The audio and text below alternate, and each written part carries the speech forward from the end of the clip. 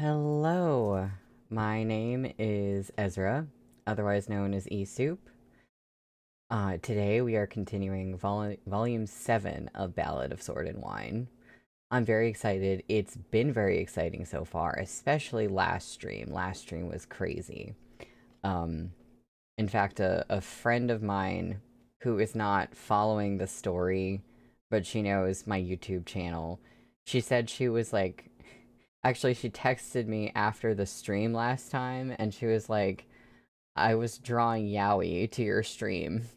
Um, and she told me, like, every now and then, she wasn't, like, paying full attention to the story. She was just, like, drawing and, like, put on my stream. But every now and then, she would, like, hear something and be like, what the hell is going on?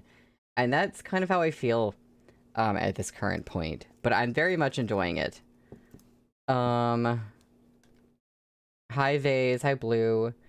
Did YouTube make the chat wider and the video smaller? Maybe you can put the video in theater mode, or like, I know that if I'm on my computer, I can full screen it and get it to where I still see the chat. I don't know if that'll help, but that's weird though. YouTube keeps messing with things that they really don't need to mess with.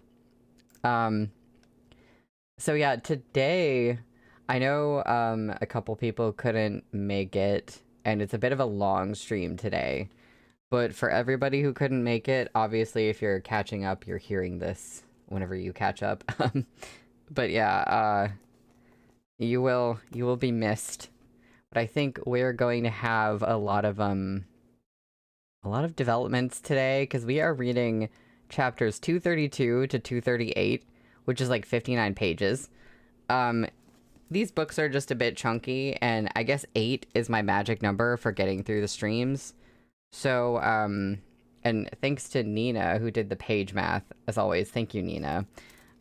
She figured out the best way to get through this in 8 streams. It just means some of these are going to be, a lot.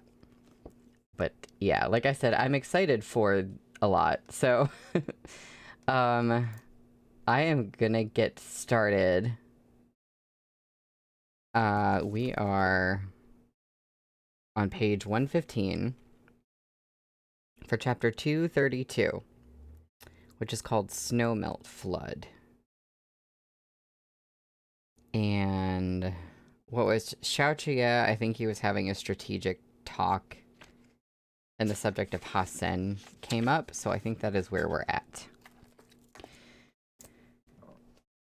If I'm Hasen, Xiaoqia said as he squatted and sketched a simple map in the sand, my best bet is to attack Duanzhou.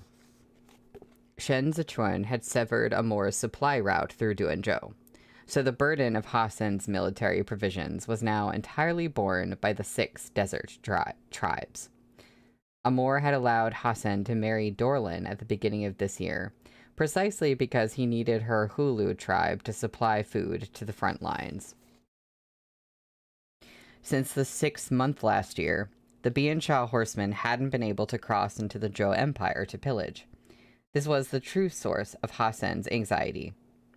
In that case, you'll have to think carefully, Lu Guangbai said, falling into his new role. He crouched, too, and placed a stone on top of the Duanzhou Xiaoqia had marked in sand. If you launch a surprise attack on Duanzhou, Shen Zichuan will mobilize Tantai Hu, who's currently stationed in Duanzhou, to engage in a fierce battle with you. While you're tied down, he'll call for reinforcements from the Bianjun Commandery and 3rd Sand Camp, and their troops will trap you in Duanzhou, never to return. I can run. Xiaoqia drew a circle around the stone with his finger. I have the faster cavalry. The goal is not to take Duanzhou, but to loot their granaries. I can even raid the newly built stables on Mount Law on the way back. The reinforcements from the north and south won't be able to catch up to me. Hi, Nina. You're forgetting Marshal Qi, Lu Guangbai said. When you leave the front line, the Marshal will go east to Gadal and kick you in the ass. That's exactly what I want. Xiaoqia rolled the stone toward the Bianjun Commandery. If Marshal Qi goes to Gadal, I'll give the Qingshu tribe's territory to the Youxiong tribe, and let the Youxiong tribe cut off her retreat. She'll be trapped in Gadel, and we can destroy her in one fell swoop. It's really interesting to see this strategy session and see, like, how far they think ahead and see how Xiaoqia can, like, embody the enemy to, like, think about, like, what would he do in this situation?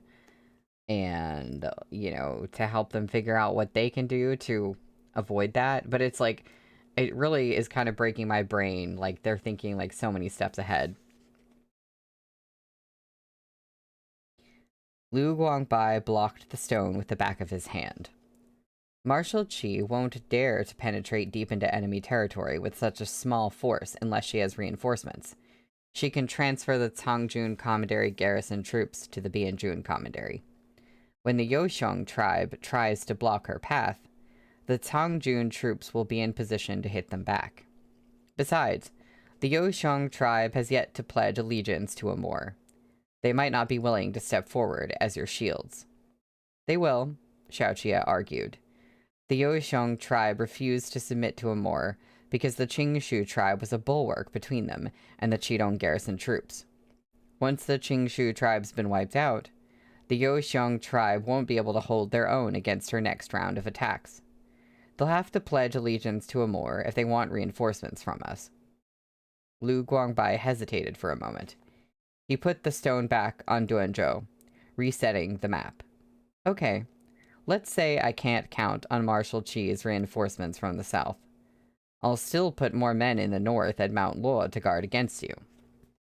When I attack, I'll destroy the road between Mount Luo to Duanzhou, Xiaoqia said. Without the road, your reinforcements will be stuck. You'll have no choice but to run in circles on Mount Luo while my cavalry rides off. Lu Guangbai pushed the stone along the sand. You have to cross the Chasha River on your return journey. I'll lie in ambush along the banks. Even if you whittle down my military strength at the banks of the Chasha River, Xiaoqia said, raising his eyes, I'll have already achieved my goal. Lu Guangbai touched a finger to the bridge of his nose and barked out a wry laugh. Ruthless. The land along the banks of the Chasha River was all desert and barren fields. The ambushes Lu Guangbai excelled at relied heavily on the terrain. He had no advantage at the Chasha River. His war chariot battle formation might be able to withstand attacks from a cavalry, but it couldn't give chase. Lu Guangbai wouldn't be able to catch up to Hassan's forces. If Xiaoqia's guess was correct, and Hassan really did move on Duanzhou in a surprise attack, not only would Hassan be able to obtain the supplies he needed, he could also set up new obstructions for Qi Juyan in the south, thereby relieving himself of the pressure of two battlefronts. Xiaoqia spread his fingers and covered the map with his hand. Hassan still has eyes in Chudu. He can see the whole game board. Oh yeah, that's a problem. As twilight closed in on all sides, cooking smoke began to rise from the camp.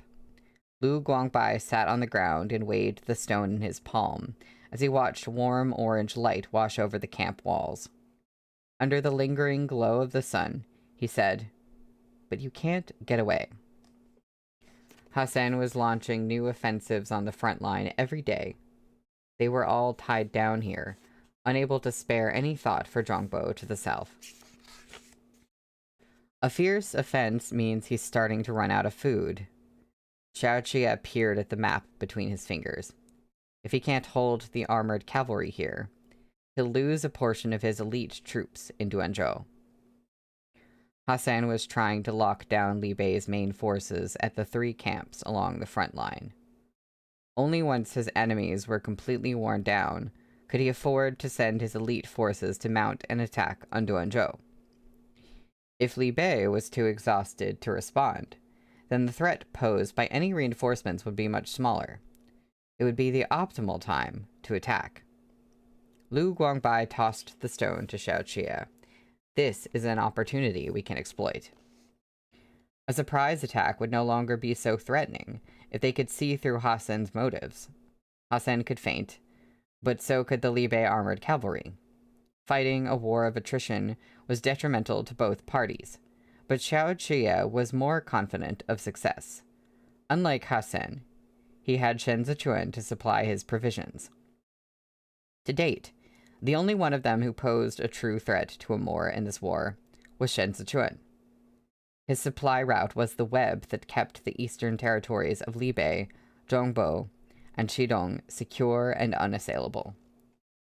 We'll tie him up here till the end of the 6th month. Xiao Jie took the stone and tossed it into the middle of the scrawled map. I'll lead the elite troops from 2nd Sand Camp to Bianjun. You and Shifu pretend to tire under Hasen's attacks. As soon as he backs off here, that will be the signal that he is about to attack Duanzhou, where I'll be waiting for him. 3 months was just right. Hasen would dispatch his troops at the height of summer, when the granaries were full. If provisions were his goal, he couldn't afford to pass up such an opportunity. By now, the horizon had darkened. Xiao Jie stood and whistled toward the sky. Wings flapping, Meng circled once before, landing on Xiao Jie's shoulder. Lu Guangbai patted dust off his robe as he stood, and the two walked side by side to the tent. Chen Yang was waiting at the entrance to lift the flap for them. As Xiao Jie ducked to enter, he whispered, "Master, letters from the governor and Gujin have both arrived." Xiao Jie took the letters and stopped at the entrance to read them. Lu Guangbai drank half a bowl of milk tea while he waited. After a long time, without any sound from the entrance of the tent, he looked back at Xiao Jie, only to see him standing perfectly still, his expression dark. I believe he just got the letter telling him that the doctor is dead, and that stuff that happened with Yanharu possibly is in it as well, but mainly I think he's reacting to the doctor news.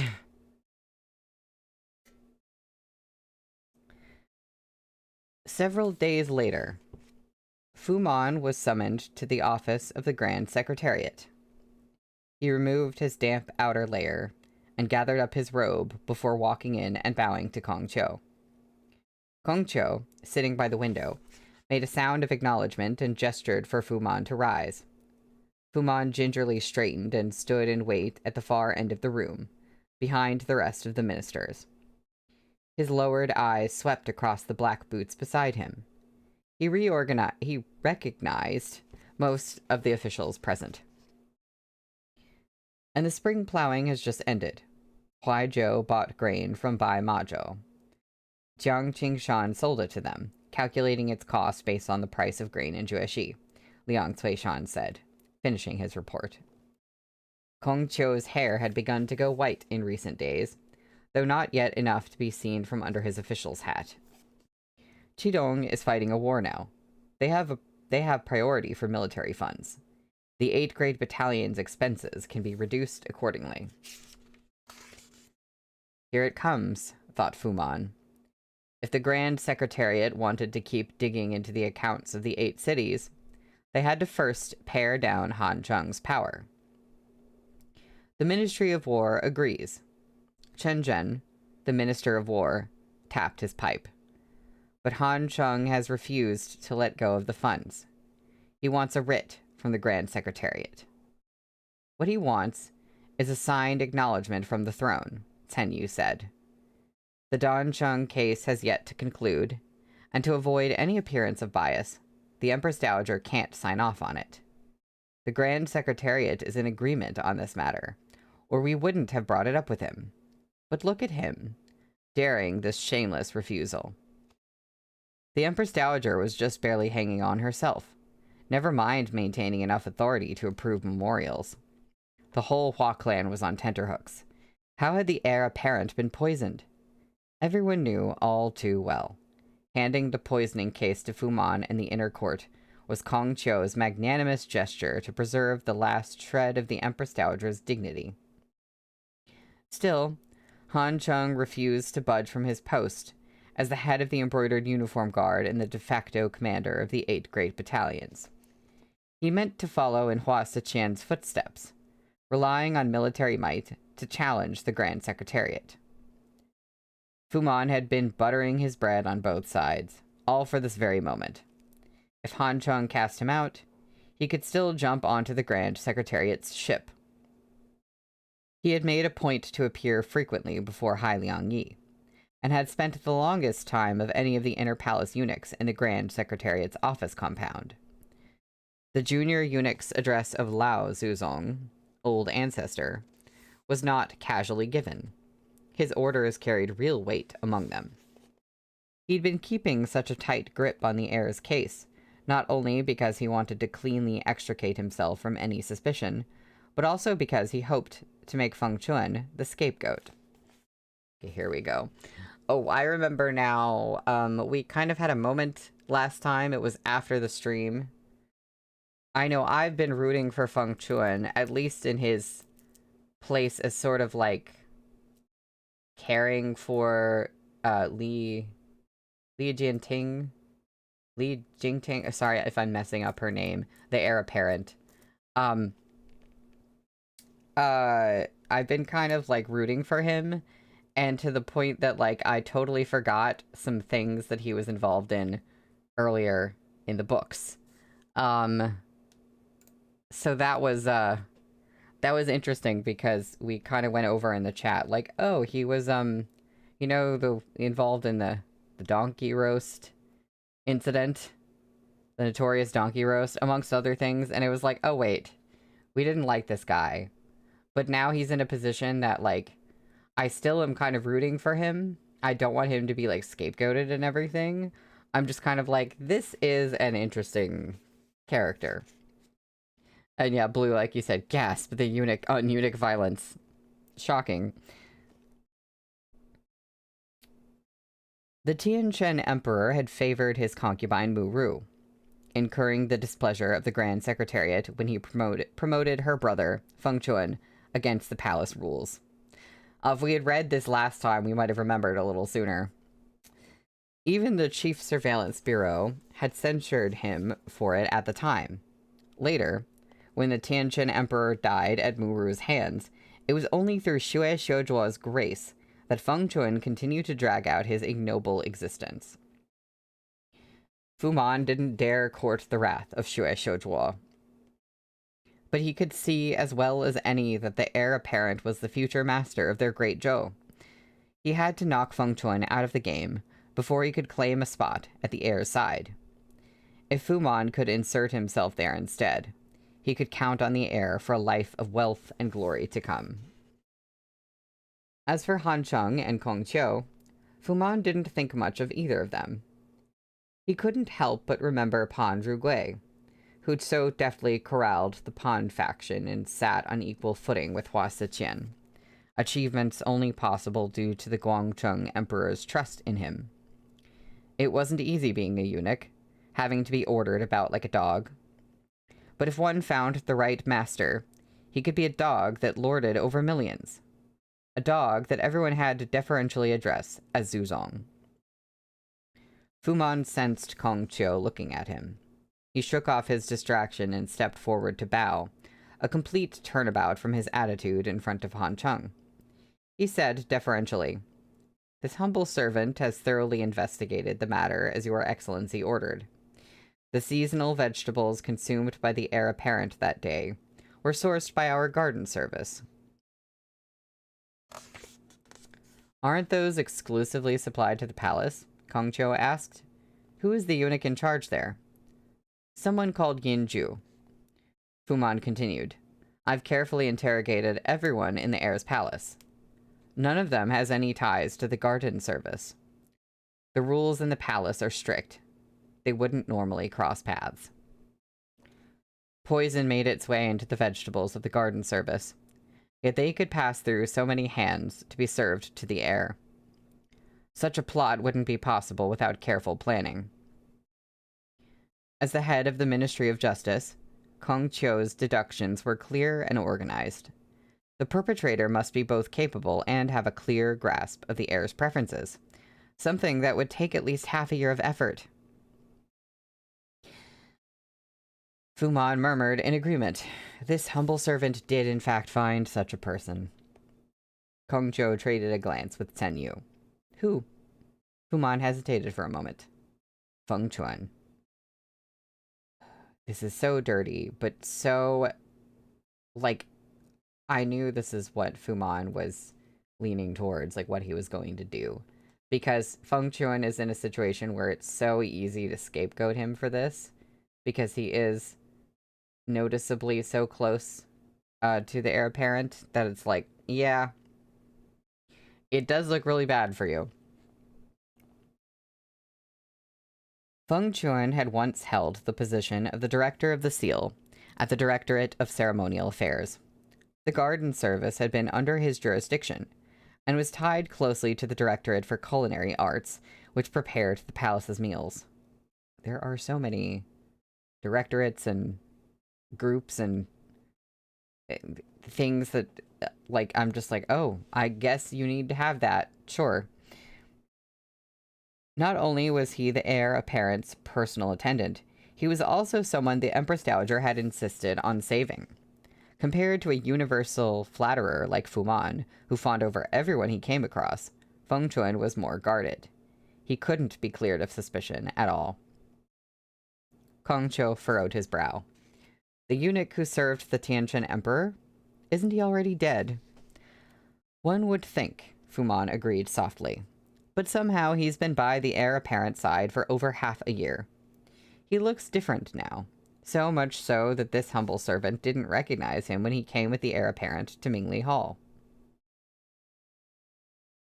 He looks different now. There's significance to that I should be thinking about. Like, he looks so different now that Fu Man didn't recognize him at first. Is it, like, did he do something to alter his appearance? Did we hear anything about this or no? Like, what, like, the alarm bells are going up. I'm like, what kind of crazy thing is going on here? Kong Zhou mulled over this news. The room had lapsed into silence when the announcement of Xue Xiujuo's arrival came from the main entrance. Liang Cuishan hadn't made it this far without learning to preserve his own life. These matters of the inner court concerned the heir apparent, and were not his to meddle in. He took the opportunity to stand, and retreated from the room just as Xue Xiujuo entered. Xue Xiujuo's official's hat was slightly damp from the rain. When he spotted Fu Man standing at the side of the room, he didn't ask about it. He bowed to Kong Zhou, who made no more mention of Feng Chuan, as he bade Xue Xiujuo to take a seat.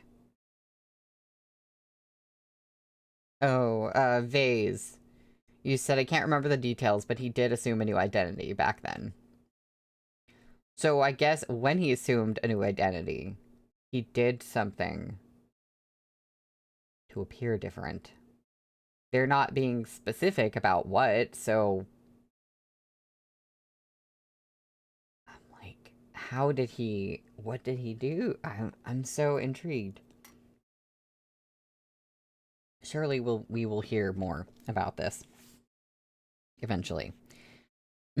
Medieval times Chinese cosmetic surgery. Yeah, I don't know if that was an option. I do love the idea of that. A twist where it's like someone literally was like, I don't know. I guess maybe they could do stuff like breaking and reforming somebody's nose to look different. Like a nose job. Like maybe that was the thing that they could do. I don't know. It's yeah.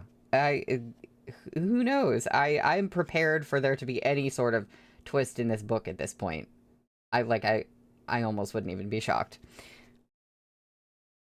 As the Chaosha River thawed, the warmth of spring in Duanzhou turned into an endless drizzle that misted the air for days.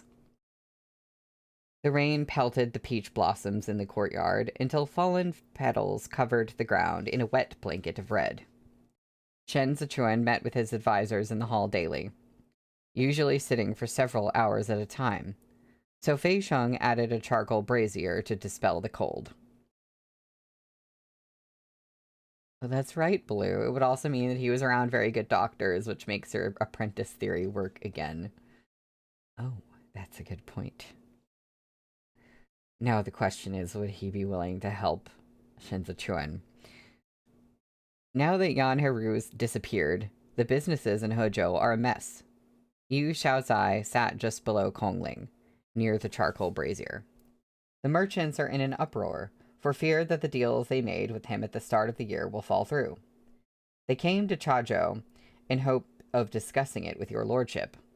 We also have to send someone to the port as soon as possible to liaise with the local yeoman.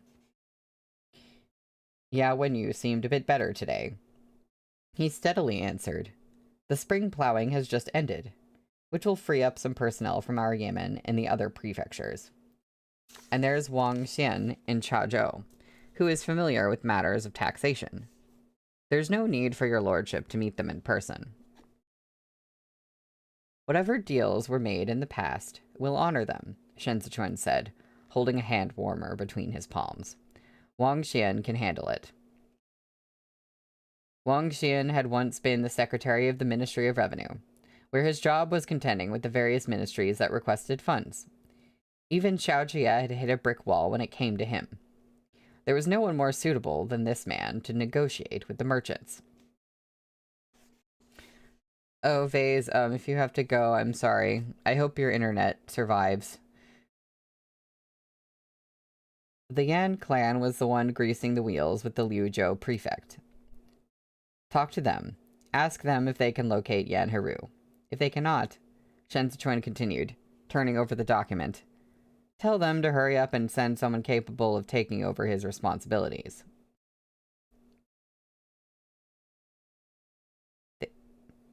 I guess he's talking about... Based on the premise that Yan Haru is still alive, and we're just, you know, the Yan clan will not know what has happened to him. Yeah, okay. For a second, I was like, wait a minute. He's dead, right? Yes? Okay. Qi Juyan was still in Chudu, but the Yan clan was slated to complete the delivery of the remaining military provisions to Qidong in the 4th month. No one would ever find Yan Haru again. At present, his successors in the Yan estate were likely fighting like cats and dogs. Shen Zichuan merely intended to drop them a reminder to hand over the grain they owed him before they got distracted dividing the properties and splitting the family. With that, official matters concluded for the day. Observing that Chao Tianya had yet to return from the drill ground, Shen Zichuan turned to Yu Xiaozai.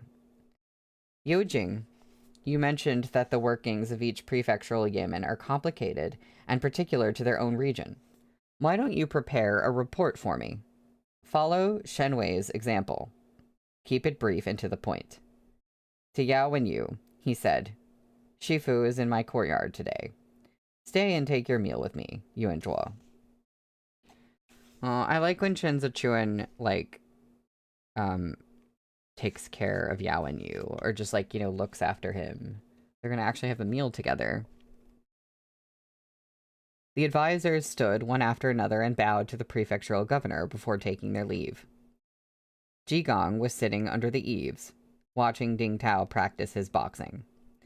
As soon as he saw the advisors coming out, he sent Ding Tao to instruct the kitchen to prepare the dishes.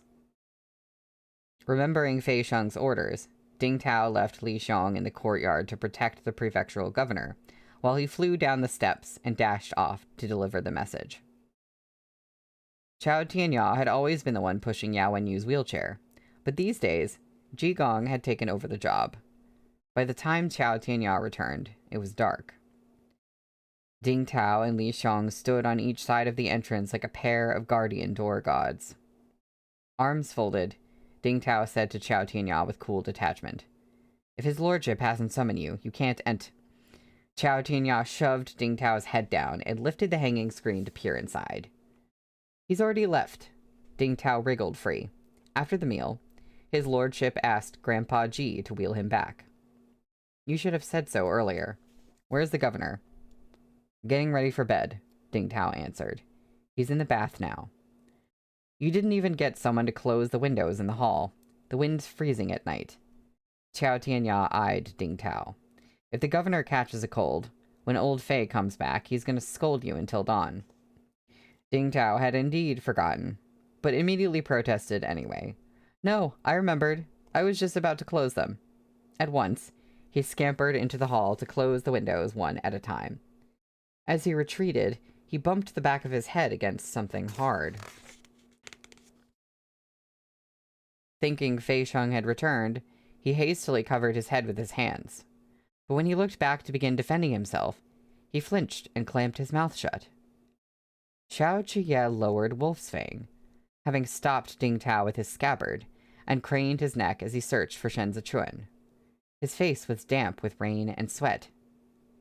He'd yet to remove his heavy armor, and his boots were splattered with mud. He had rushed here straight from the battlefield. That's the end of the chapter. Excuse me, what? On to the next one. We're on page 127 for chapter 233, which is called To Love and to Fear. What a title. Okay. The rain was still falling when Shen Zichuan returned from the bath. In a wide-sleeved robe, but without his wooden clogs, he padded barefoot down the corridor leading to his bedchamber. Thunder rumbled overhead. The humid breeze pressed against his face, even through the newly fitted window gauze, while the staccato sound of rain dispelled the stifled feeling Shen Zichuan had from sitting too long.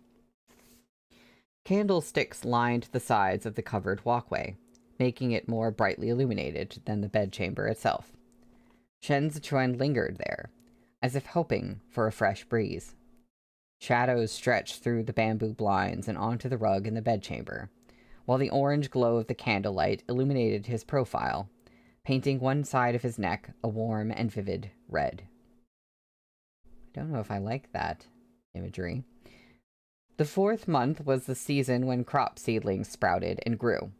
If this bout of rain persisted, Duanzhou's fields near the Chasha River might end up inundated by a spring flood. Shen Zichuan had given Kongling instructions to see to Duanzhou's dams last month, but he had forgotten to follow up about it today. Reckoning Fei Sheng should be back by now, Shen Zichuan lifted the blinds and searched the bedchamber for the wooden clogs he had kicked off, preparing to summon him for a report. It just occurred to me that Xiaoqia might just have rushed there because he found out the doctor died. Like, there might... At first, in my head, I was like, some other development happened. But maybe, probably it's just that. Xiaoqia had long since removed his armor, and was lying sleepily on the bed with his head pillowed on his arms. Hearing movement, he rolled over. Just as Lanzhou picked up his clogs, he brushed the bed curtain aside and poked his head out. Shen Zichuan jumped and dropped the wooden clogs. Still holding the curtain, Xiaoqia asked, "Is it true about the venerable master?" Shen Zichuan schooled his expression and nodded. Xiaoqia's heart, which had been suspended the entire way here, plummeted completely into the abyss. He fell back onto the bedding with his arms spread, looking as if he was ready to go to his death. Bracing his hand against the edge of the bed, Shen Zichuan looked tentatively down at Xiaoqia. "Did you rush all the way back here for this?" In his search for Yideng, Xiaoqia had scoured every inch of Libei and watched attentively as Xiao Jiming wrote more than a dozen letters to the venerable master.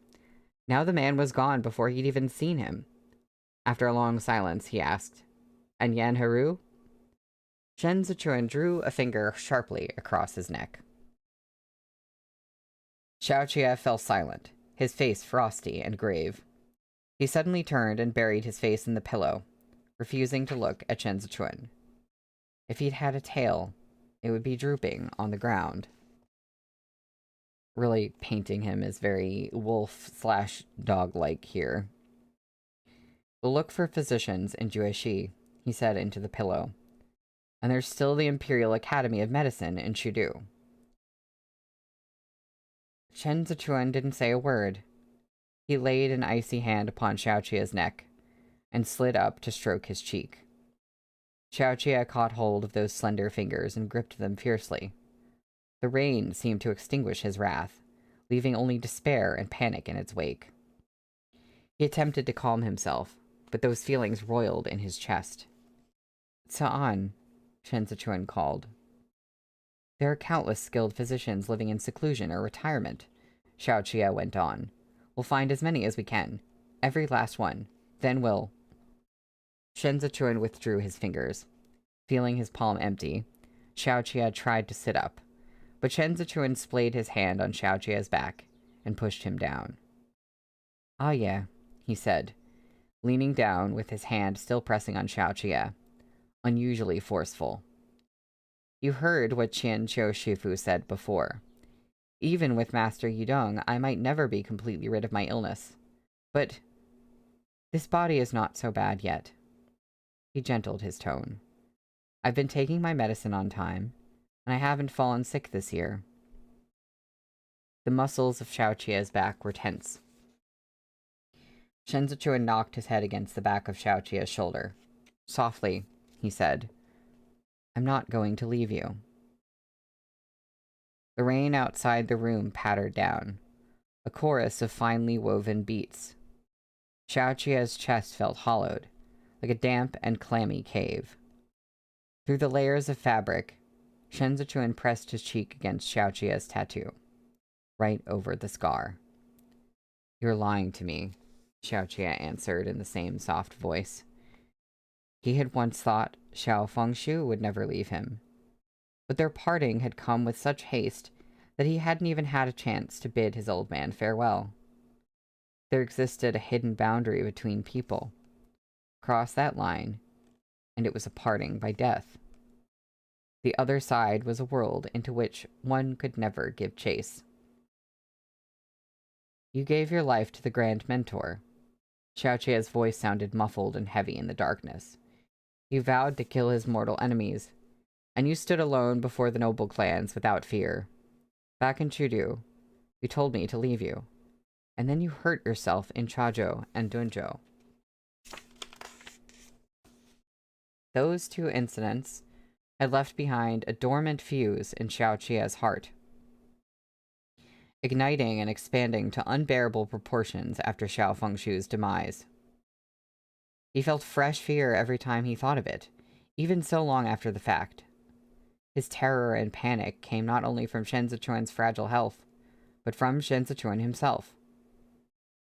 "Lanzhou, all you'd have to do is harden your heart, and you'd be able to leave me behind."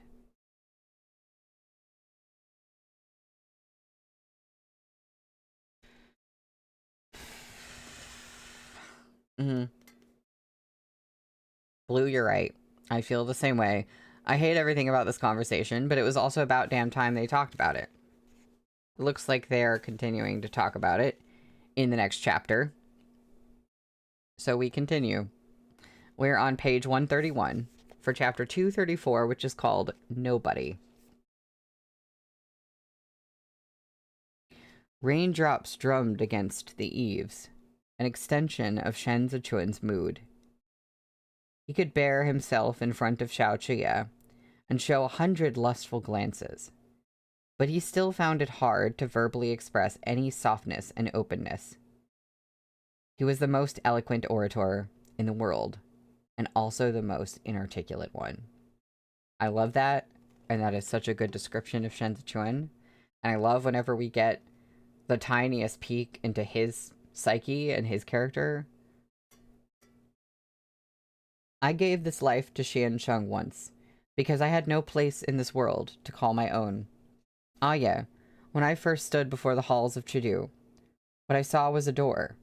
Walk through it, and never again would Duanzhou be my hometown. My elder brother would vanish into my dreams, and no one in this world would ever forgive me." That year, Shen Zichuan hadn't ridden into battle against their enemies, nor had he sat high in the imperial court 1,000 miles away. He was an ordinary boy who'd come face to face with the scimitars.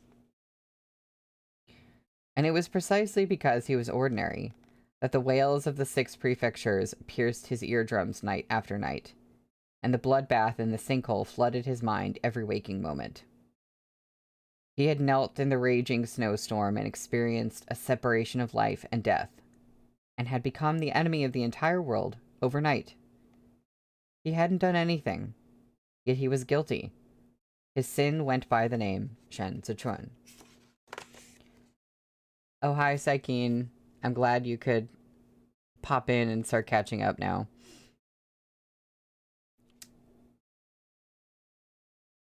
He had watched the Bianchao horsemen massacre Duanzhou. 30,000 lives weighed him down, but because he had survived, he was forever held captive there. His struggles were insignificant. His anguished cries were worthless before 30,000 corpses.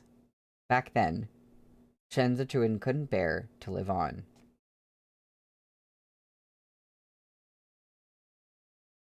I'm guessing that sort of mindset or just deep emotional feeling comes back to him every now and then, and even though he's in a better situation, sometimes he acts as though he's back in that state, if that makes sense. He had been, among all the giants vying for power, a mere ant, a nobody. His pain was no more than a puff of dust stirred by the others' coughs. The moment he understood this, he'd lost the will to continue. My god, you're right, Blue. 7 volumes in, and we finally get to learn what he was thinking about in Volume 1. Jimu had told him to live, but with the heroes and the sycophants still tearing at each other's throats, he knew he would only be reduced to a pawn again. Dragging out his miserable existence would be no more than a waiting game before death claimed him to begin the next cycle of reincarnation. Back in the derelict Temple of Guilt, Qi Huilian had raised his arms like a madman and cried out for the Crown Prince, but there was no longer any Crown Prince of this empire. Were the precious bloodlines of the noble clans the only hands that could touch the puppet strings that pulled the world? Were those distinguished, heaven-blessed lineages the only ones worthy to call down a storm that shook the realm?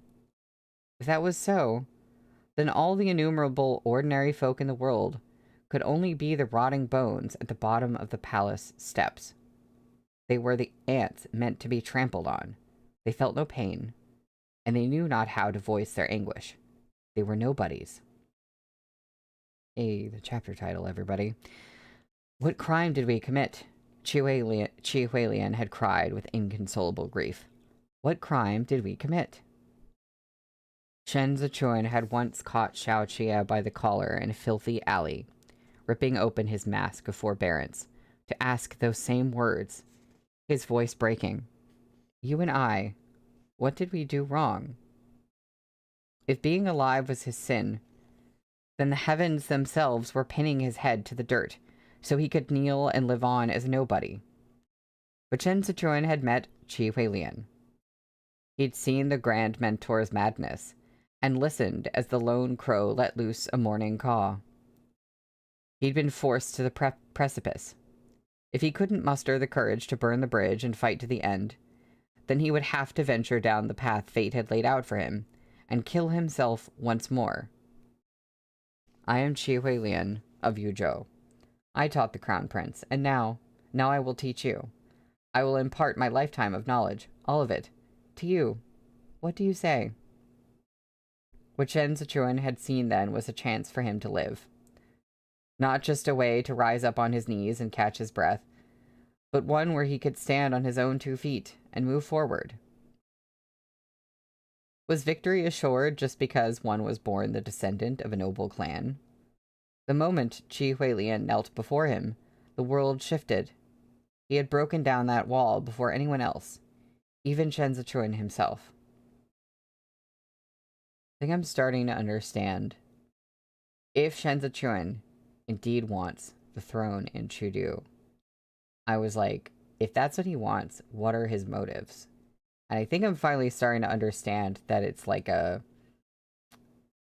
this idea of like, what if someone who wasn't supposed to be on the throne could do it? And then they could actually make some good changes and like speak for the people and not just be like another, you know, heir emperor who just is above everyone and doesn't really care. So I think it's coming from that kind of like that the principle of all that um is what it sounds like. Because yeah, I think before this point we haven't really gotten like why does Shen Zichuan want this? And that's been like not bugging me as in like, oh, I don't think the writing is good, but it's been bugging me as in like, oh my god, I really want to know more about that. And I'm like, finally, I kind of get it, maybe. Qi Huilian was a teacher of emperors. He would only teach someone who walked that path. He'd extended his hand to Shen Zichuan not just because he had no other choice. In fact, this was the most insane and ambitious of the Grand Mentor's schemes. If Xianzheng will be my scroll, I will be his sword. Shen Zichuan's hatred had been scattered across the whole of Chudu, a sea of faint, innumerable sparks. It was Qi Huilian who converged them into the flame called enemy. Serene is the orchid that grows on palace steps, boundless the horizon of the boat that crosses the sea of misery. Qi Huilian had forged Shen Lanzhou into what he was, sheathing his sharpest edges in patience. He had wanted to erase all the self-hatred that kept Shen Zichuan clinging to life. He wanted to write Shen Zichuan's path, so that he could see himself truly and clearly. Xue Xiuzhuo wasn't wrong in his thinking. He was simply too late. Qi Huilian had already found his heir to the throne. Rain washed over the eaves. Shen Zichuan had fallen silent.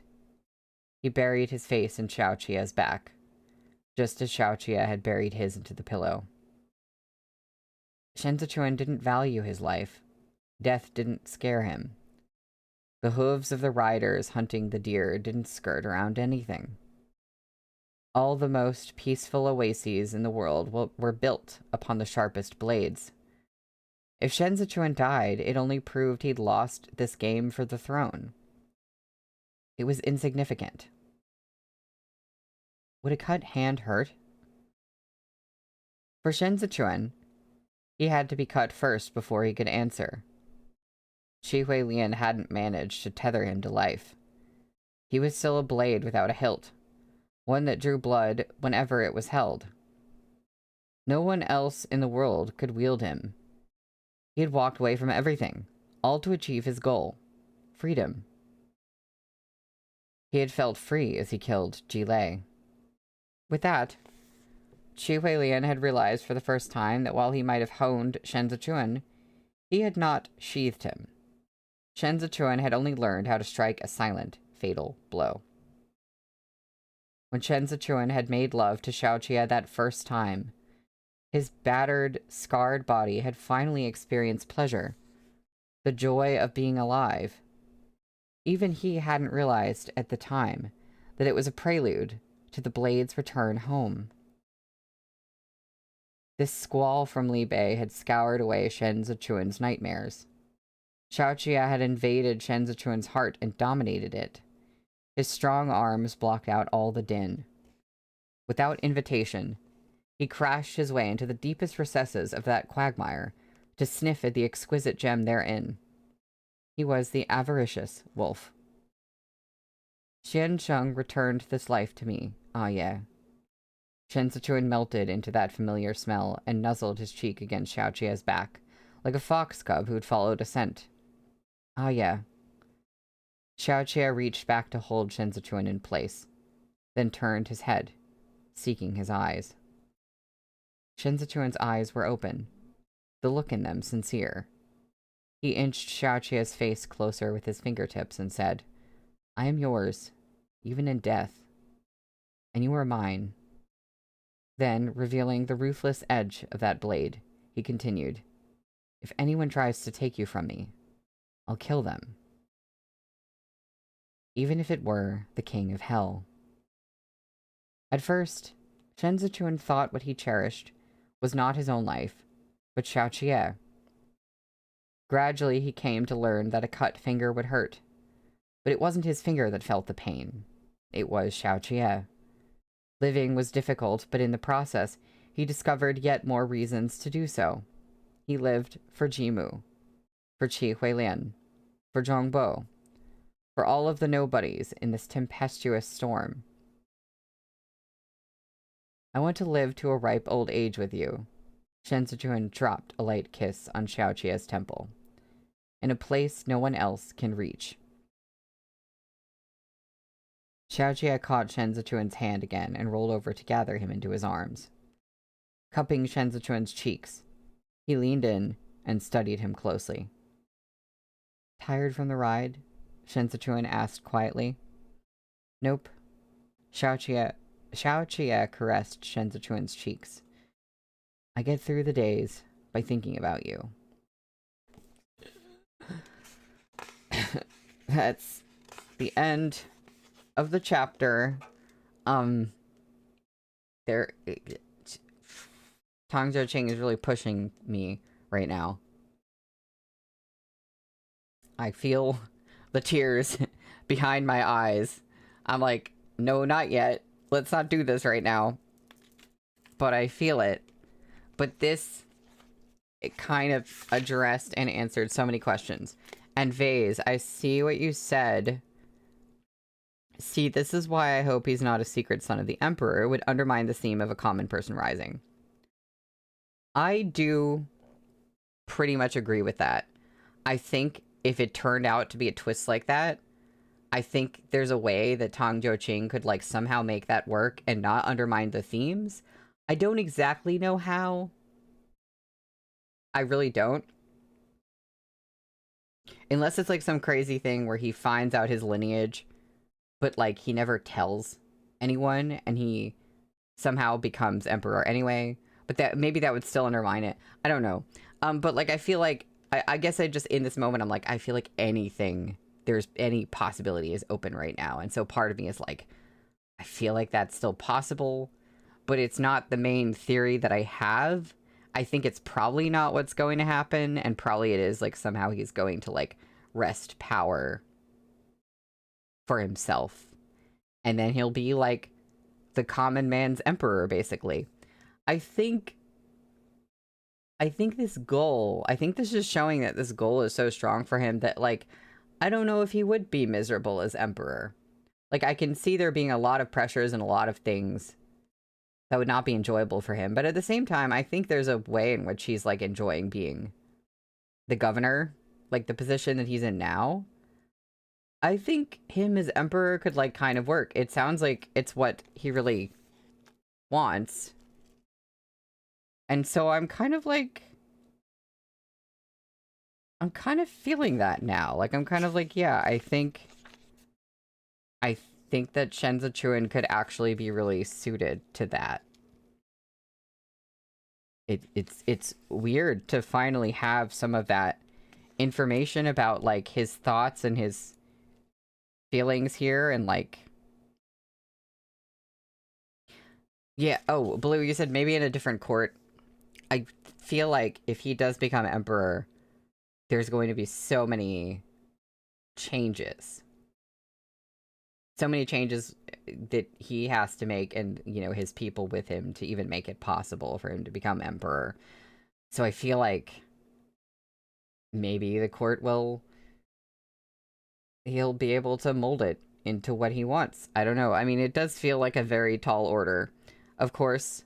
So I don't know how things are going to go, but I'm just like, oh, this is very interesting. Like, I feel that was like a very depressing scene, but it's also a scene where it's like, oh my god, I finally know things. Like, I don't know, the feeling that it gives me is like so mixed, and I'm like, oh god, what is happening right now? Oh, and Henry, I'm glad you're able to catch up and join in too. Oh yeah, Henry, you said that Shen Zichuan needs someone like Xiaoqia who is deeply wounded over the smallest scrape on his Lanzhou. Yeah, he needs someone to care about him being hurt in that way. and then kind of remind him that maybe he should care about being hurt himself, because it sounds like it's still hard for him. Yeah.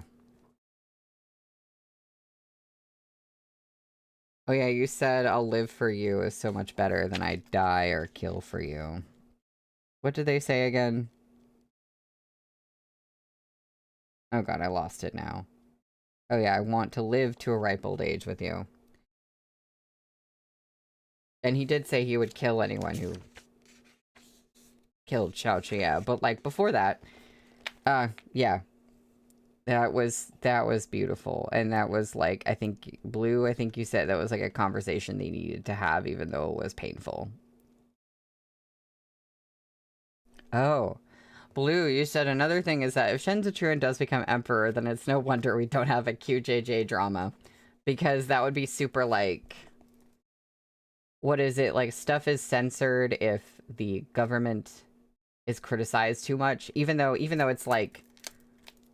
not modern day government. It's like, oh, you can't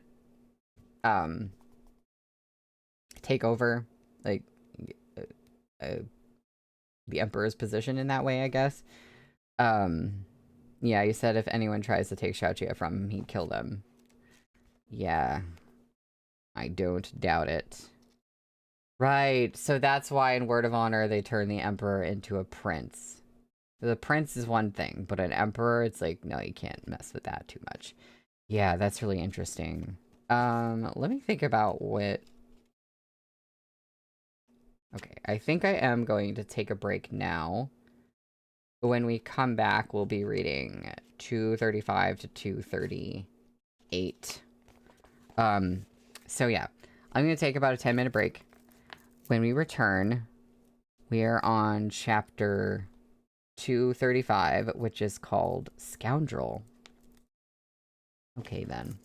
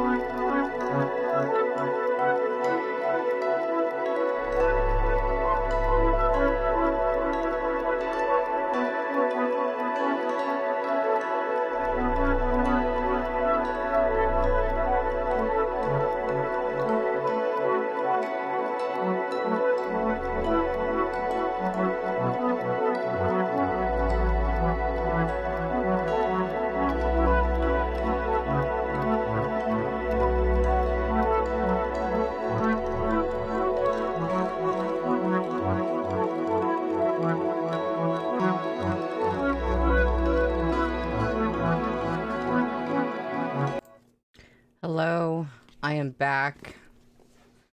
I'm back, and I'm ready, and also super not ready to get back into, this conversation, or whatever is going on now.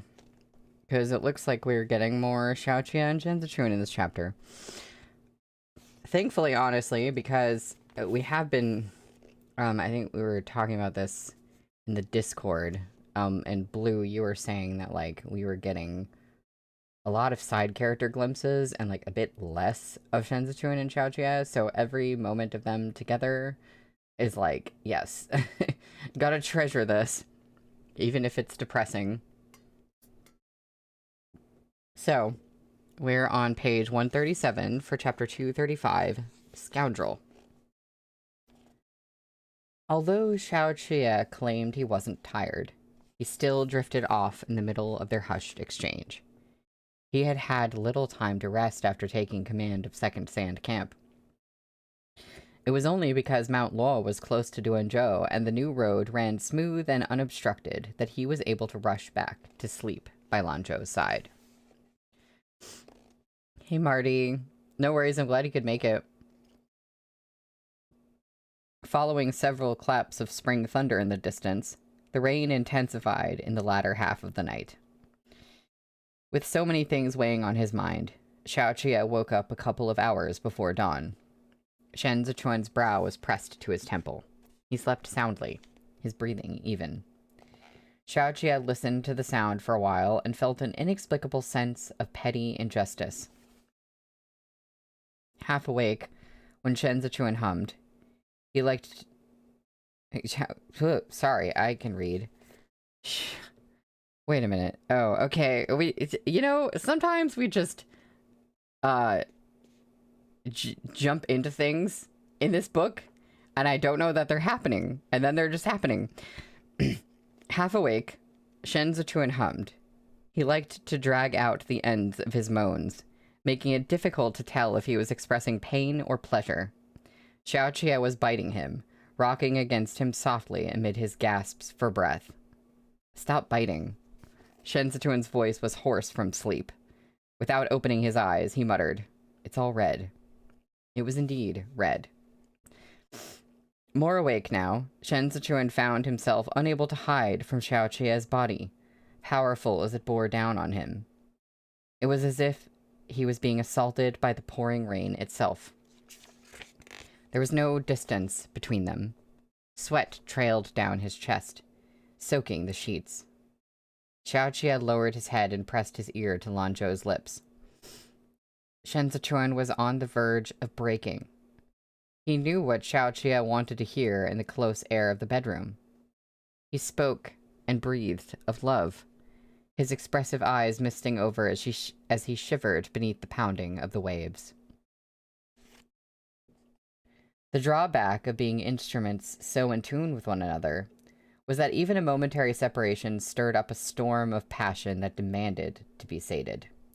Any time apart necessitated sensual pleasure to make up for the gap between them. Xiaoqi had desired, and desired still more. Shen Zichuan moaned, unable to hold back. His neck arched, drenched in sweat, a mark of his vulnerability as he took Xiaoqi in.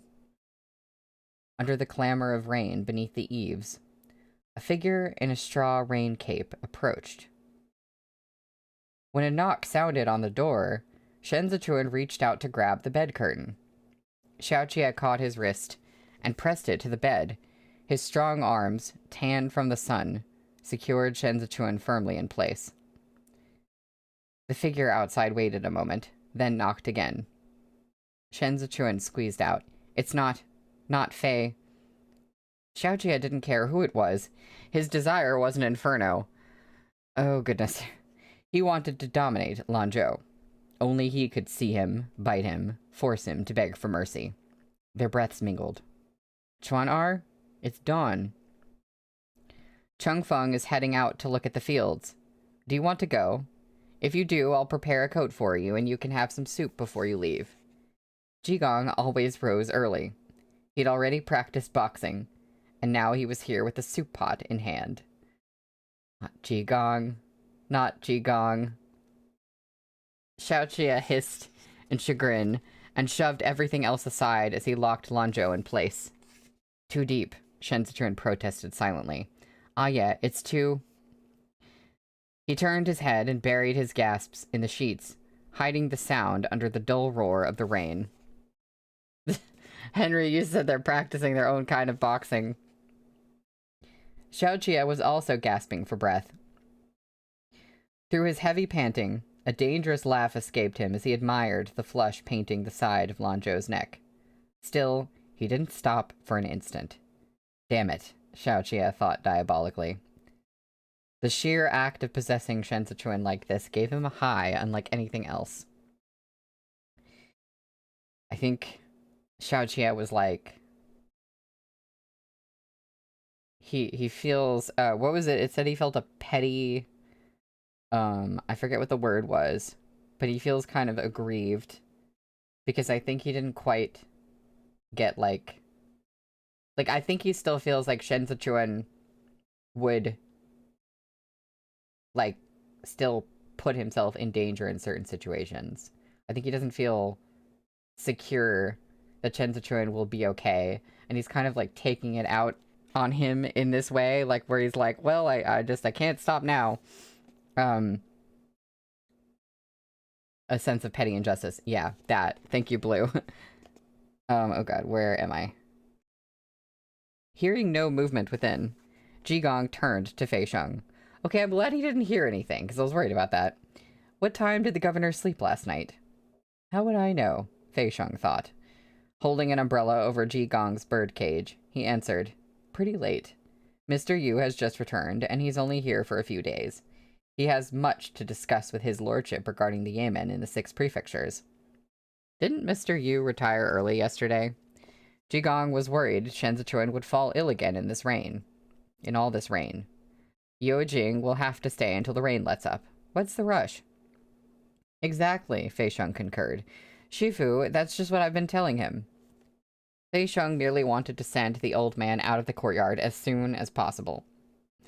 Arya was still inside, and if they were to cross paths, that would be the end of them. He lifted Jigong's birdcage and said, Shifu, why does this bird look so listless? I hope it's not frozen from the cold. What? Have I forgotten that he has a bird? What bird is this? It gets sleepy when it's full. This bird's just like Ding Tao's sparrow. Jigong was becoming increasingly worried at not hearing an answer from Shen Zichuan for so long.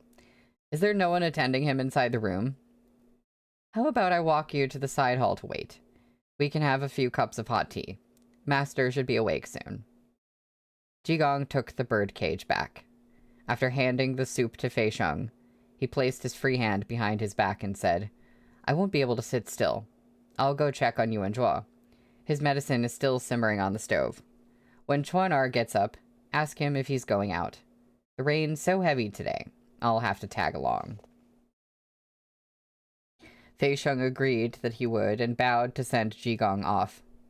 Once Jigong was finally out of sight, He lifted his hem and rushed back to the room, where he whispered at the door. Arya, it's already past dawn. The advisors will be arriving very soon. Our governor... The doors swung open to both sides to reveal Xiao Qie with a robe draped loosely over his shoulders. His neck was still flushed and glistening with sweat. Not daring to look at him directly, Fei Sheng instantly stepped back and bowed. Good morning to you, Arya. Taking a hot handkerchief from the tray in a nearby attendant's hands, Xiao Qie wiped the sweat from his neck. The sun's barely up, and you're already here rushing him. Your master sleeps late, and he's a light sleeper on top of that. How can this be good for him? Arya is so considerate. You're right, of course. Fei Sheng agreed, playing up to him at once. Henry, the medicine is not the only thing simmering this fine morning. Yep. Xiao Qie tossed the handkerchief back onto the tray. He was just about to say more when he saw that Ji Gong had returned. Oh, here we go! Here we go! Oh no! So he could see into the tent that Xiao Qie is there. It was about time that Ji Gong found something out, I guess. I guess this is what's gonna happen instead of them telling him. The man was standing at the end of the veranda, staring fixedly at them. Fei Sheng looked back and could only think, heavens help me. It's Pride Month, T97, you know what that means. Ji Gong strode over. On seeing Ji Gong's livid expression, Fei Sheng nearly retreated, but Arya was right here watching. He plucked up his courage and stepped bravely up to Ji Gong with an apologetic smile. Did Shifu leave something behind? You could just send a boy over. Why walk all the way back? It's raining so hard. Ji Gong stepped left and right, but was unable to get around Fei Sheng. At last, Ji Gong grabbed him by his collar and lifted him off to the side, though Fei Sheng was a whole head taller than him. Shifu, Xiao Qie began. I'm not your Shifu, Ji Gong thundered. I want Ji Gong to be cool about this, but it looks like it's going to take him some time. His hands were trembling. Looking at Xiao Qie's wanton state of dress, he took a half step back in horror and pointed at him, sputtering, How dare you? How dare you? It had occurred to him that something was amiss when Xiao Qie asked to be punished via a lashing last time. Yet even then, he hadn't dared think of Shen Zichuan in that light. He had tried every means possible to rationalize it to himself. He had never expected the truth to be shoved right in his face. This was his son he was talking about. Ji Gong stood there with his back drenched by rain, incensed. The whole thing was preposterous. His ears rang, and he stumbled back a step, as if made unsteady by a hard slap to the face. Fei Sheng reached out to support his arm, and Ji Gong flung his hand away and bellowed, Did you know? You knew, didn't you? Fei Sheng forced a smile. Aye. Ji Gong threw his birdcage to the ground, where it rolled and tumbled down the steps. The bird inside flapped in alarm. Don't do that. His hands shook badly, but he still had his strength. A strong wind was all the warning Xiao Qie had, before Ji Gong's fist struck him with such force that blood filled his mouth. Oh god, okay. Alright. Alright. Oh, okay, Ji Gong is gonna be like this. What? Yeah, the bird isn't even gay. What was that for? Oh my god, Henry, you're right. This is too close to real homophobic parents. You could pack it up now. I guess we're gonna have to deal with this. We were gonna have to deal with this at some point. And it's only realistic that not everybody was gonna take it the same way. You know, like Xiao Qie's family. Oh, that's so sad. That's so sad. Oh, that... Okay. Also, there's art I will show you after I finish this chapter. Fei Sheng lunged and grabbed Ji Gong's arm with both hands. Shifu, please. The rain drummed down. Xiao Qie pressed the tip of his tongue to the cut in his mouth. Shifu, if you want to strike me, I'll take it without a word. If you want me to kneel, then I'll kneel without complaint. But if Shifu still wants to arrange some other match for Lanzhou, there's no one in the world who can do that. Jigong had been biding his time this year, not daring to push Shen Zichuan too hard. I see. Still, he'd kept his eyes peeled and scouted a handful of families in Sizhou with daughters, which he'd mentioned to Shen Zichuan in his letters. Shen Zichuan hadn't agreed to any of them, simply replying that he already had someone who cherished him by his side. Still, the whole time Jigong had been in Duanzhou, he'd never laid eyes on such a person. He'd been wondering if Shen Zichuan was only saying it to placate him. He'd never expected them to actually exist. You scoundrel. Jigong wrenched his arm free. I'll kill you. That's the end of the chapter. And we have art to look at. I'm so sorry Jigong is homophobic, you guys. It had to be somebody, I guess. I guess I'm not, like, I'm not, like, surprised per se. Like, you know, I was surprised by the positive reaction generally from Xiaoqia's family. Like, there was some, like, shock and stuff, and then they were actually, like, super nice about it. And you said, Henry, you said, of course the woke dad dies. Of course. And now we have the unwoke dad. But, I have confidence that he's going to change his tune, but I don't know what it's going to take for that to happen. So, we're on page 145 for chapter 236, which is called Matched Jades. Not Trump supporter Jigong. Oh, please no. Tell me it's not like that. Oh, I can't. Oh, no. Okay.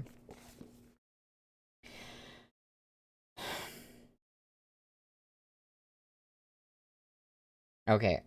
I think I see part of what's happening here. In all the time Jigong had watched Shen Zichuan grow up, he had never expected him to rise to the top and become a minister or be conferred a noble title. All he'd ever asked for was Shen Zichuan's safety and well-being, the blessing of a smooth life, and an abundance of descendants.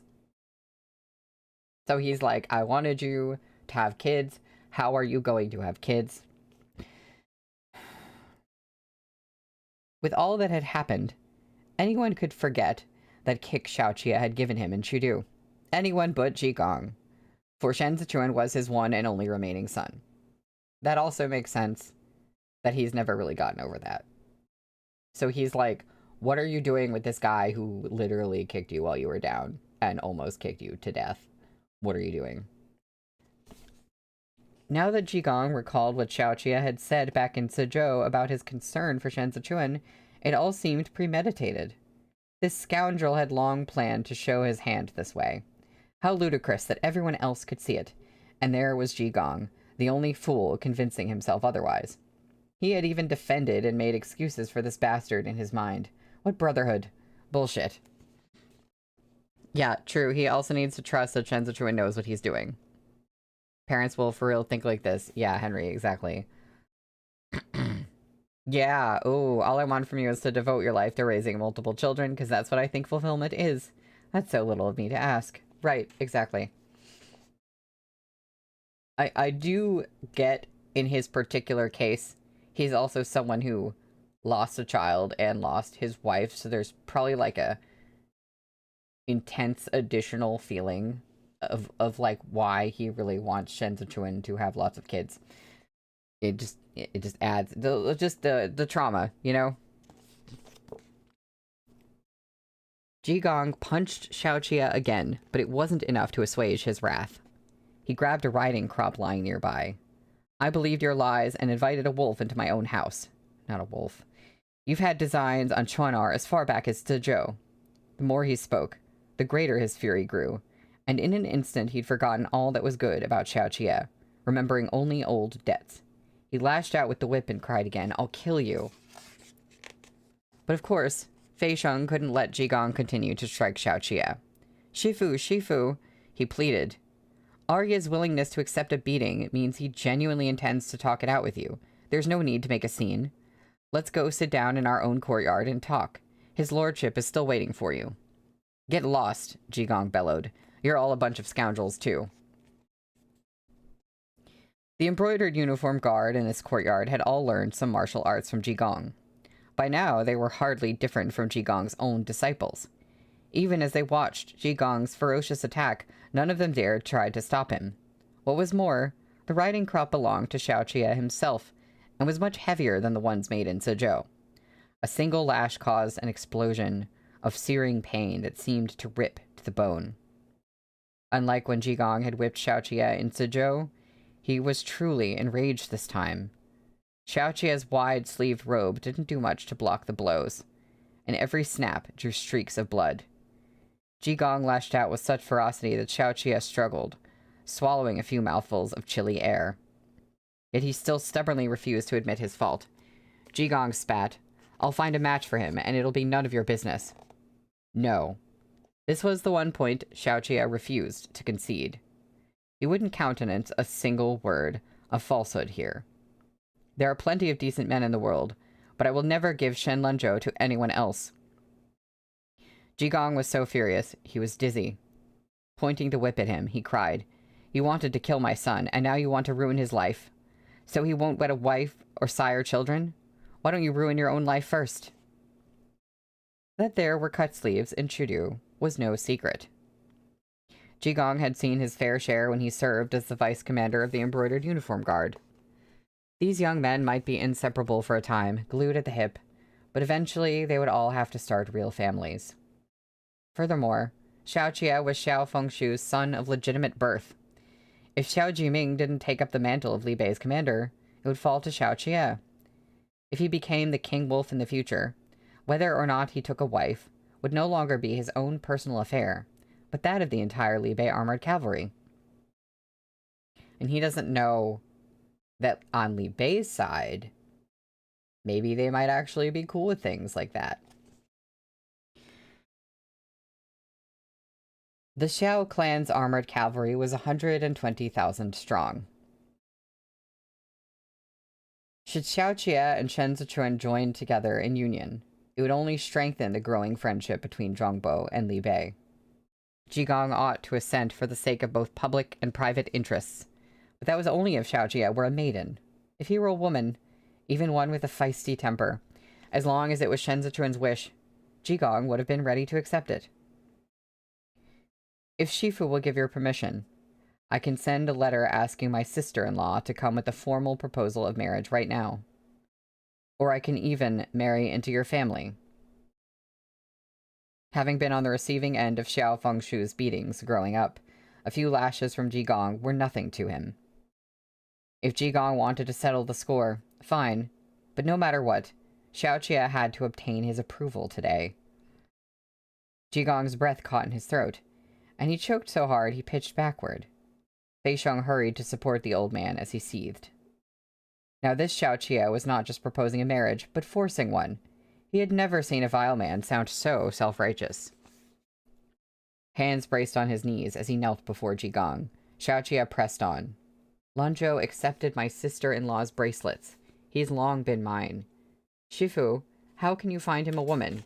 If he really agreed to meet her, then he'd be a heartless cad. If Shifu wants children, Ding Tao and Li Xiong are still young. They can stay by your side and keep you company. If you'd like, you can raise them until the age of 28 before marrying them off. I won't stop you." I don't know if Xiaoqie has the best arguments to get him sounding any better in this situation. Also, what is happening to Shen Zichuan right now? Where is Shen Zichuan right now?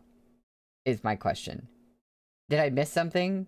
Is he not here in the picture at the moment?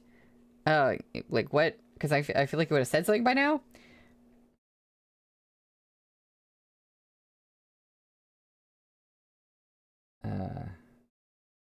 Jigong watched Xiaoqie spout this nonsense with a straight face. How were Ding Tao and Li Xiong still children? They were nearly 19, and should have been thrown out on assignments ages ago. Wait, that wasn't the issue here. Please say yes, Shifu. Xiaoqie prostrated himself on the ground. If you don't say yes, I'm going to call you father.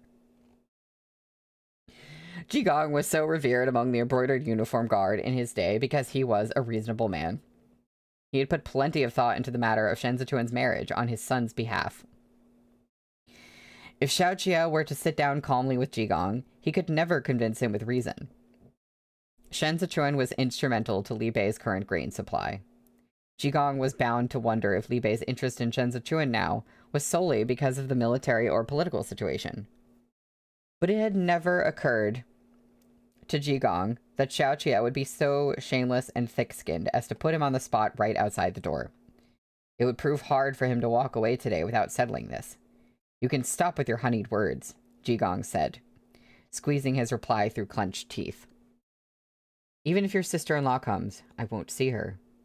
But you have to see Lanzhou, Xiaoqia said, his forehead still pressed to the ground. Father, Lanzhou is clueless about these rites and rituals. Without you by his side to watch over him, my sister-in-law will trick him back to Li Bei to be her. Xiaoqia paused for a split second as he reconsidered his words, then rushed ahead. Her brother-in-law. If you wish to fulfill my request this way, I'll have no complaints. Jigong flung the whip down, driven beyond the limits of his forbearance. Shut up. He couldn't be bothered to refute Xiaoqia's points. He gritted his teeth and snapped, Don't you dare dream of marrying into this family. Xiaoqia's robe was still open at the top, though the flush in his neck had faded. He didn't dispute Jigong's words. The rain poured in torrents, and a chill crept under the eaves.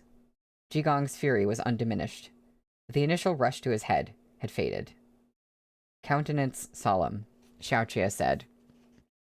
All Shifu's worries have crossed my mind as well. My brother and sister-in-law have a harmonious relationship. They have Shun-ar now, and they will go on to have more children. Li Bei doesn't need me to produce any heirs, and I don't plan to. You watched Lanzhou grow up with the hope that he'd one day have a happy family of his own. I know that, and I wish the same. Isn't my loving him, respecting him, and growing old with him also happiness? Shifu doesn't trust me. You fear I'll mistreat Lanzhou in the future, so you want to find him a woman. That's your right, and it's indeed not my place to interfere. But I've already given him my life. If he were to marry someone else, it'd be the same as killing me. Xiaoqia was no ordinary man. He had both courage and means. These two might now be a pair of matched jades. A chapter title. In perfect step with each other. But what about after the war? If Xiaoqia had a change of heart, he had 1,000 ways to cast Shen Zichuan aside. Jigong's greatest fear was his son being left alone after Jigong was dead and gone. Nowadays, everyone respected Shen Zichuan and called him Lord and Governor. But to Jigong, he was still Chuan-ar, and he had a father's worries for him. This gamble was not one Jigong could take. Okay, I'm still wondering, where the heck is Shen Zichuan right now? Where is Shen Zichuan? Hello? This gamble was not one Jigong could take. Xiaoqia was right. He didn't trust him. A long while passed in silence, until Xiaoqia heard the tap of wooden clogs from behind. He turned his head slightly to see a properly attired Shen Zichuan, fan in hand, sneaking a glance at him. No, Jigong said to Xiaoqia, though he looked at Shen Zichuan instead. His weathered face seemed to carry the weight of years, as he finished decisively. It's not going to happen. There's a scene break. We're switching over to different people right now who I want to know about, but I also want to know how this scene ends. And I'm getting nervous, hoping that something is going to shift before the end of the stream. Oh god, why is this the most stressful part of the book? A lot has happened, but this is like stressing me out more than anything. Oh my god. Okay. In the courtyard next door, Yao Wenyu was lighting incense. He held the stick between his fingers, its fragrance so intense that Hunu refused to get close. Yao Wenyu couldn't stand the scent either. But once the rain subsided over the next few days, the mosquitoes would make their appearance. Oh, it's, Oh, what is that stuff, like the candles that you burn and it makes mosquitoes go away?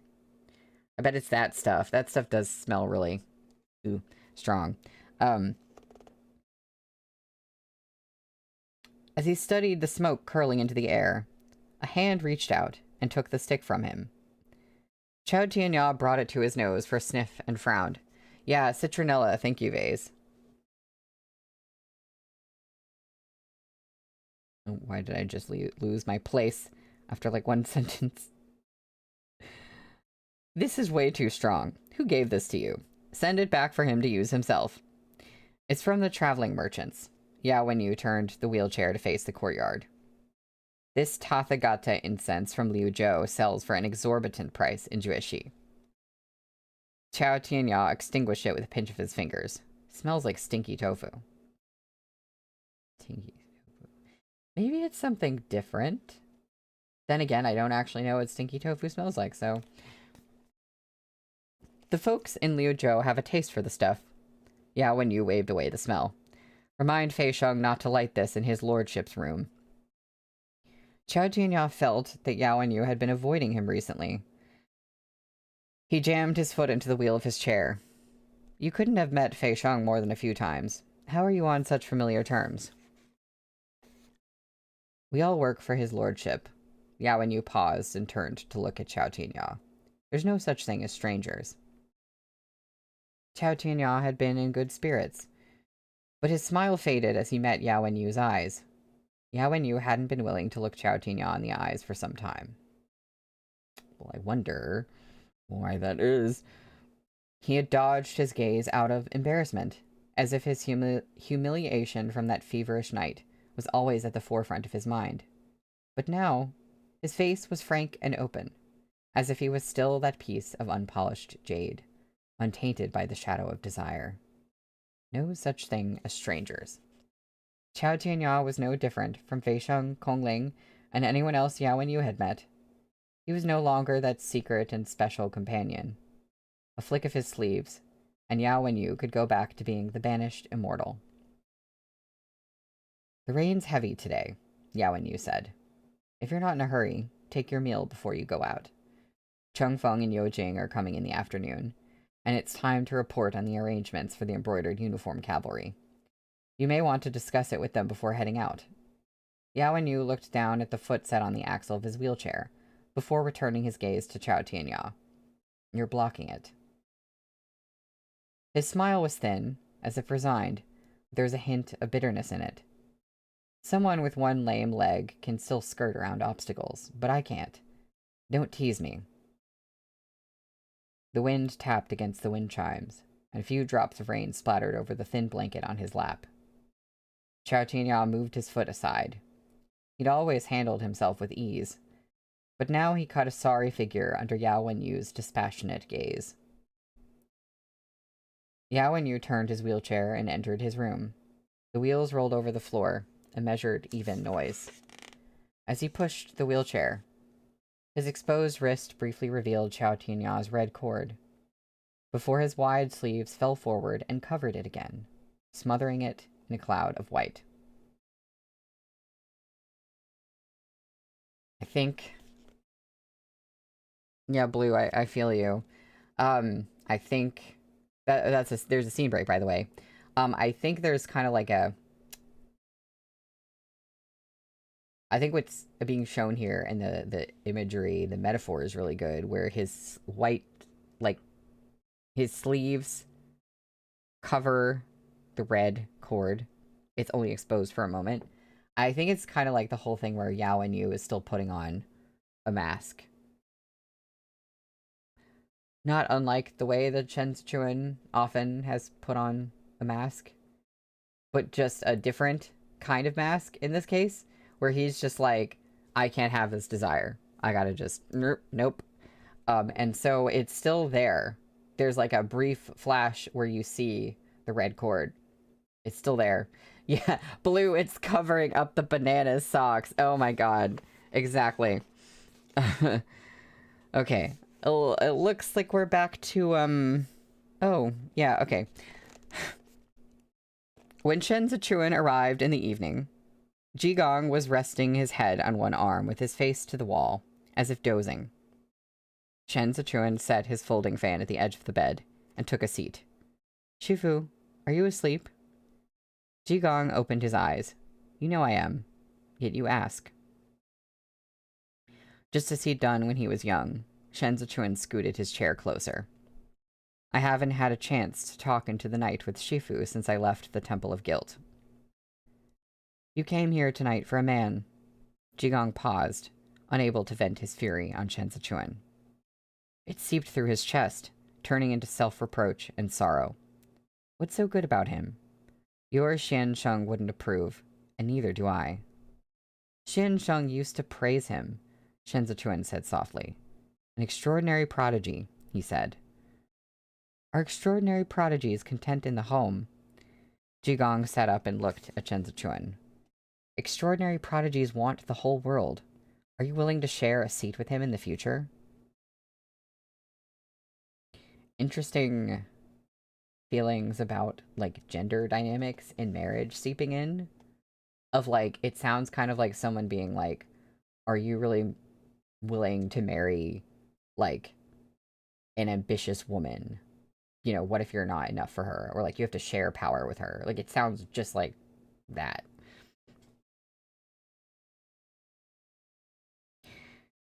Shen Zichuan's expression was dutiful as he lowered his eyes and said, That won't be for me to say. Jigong heaved a sigh, face bathed in the glow of the candle. After a moment, he said bitterly, When the Grand Mentor asked you what you would do if you had the embroidered uniform guard under your control, I ought to have realized it was no question for a student. Who has the right to control the embroidered uniform guard? The Grand Mentor secretly taught you far too much, right under everyone's noses. And you learned it all so well. So how can you not understand? Today's pair of matched jades will be tomorrow's tigers fighting over the mountain. It was not that Xiao Jie was too mediocre. No, he was too outstanding. That was why Jigong could not set his mind at ease. If I were a more capable man, Jigong said, expression complicated as he gazed at Shen Zichuan. Or if your brother were still alive, then there would be no harm in staking your bets on him. But I'm old and useless. After I pass on, you will have to face everything in this world alone. How can I feel reassured leaving you all by yourself? But he won't be by himself. That's the end of the chapter. We're on page 155 for chapter 237, which is called Heirs.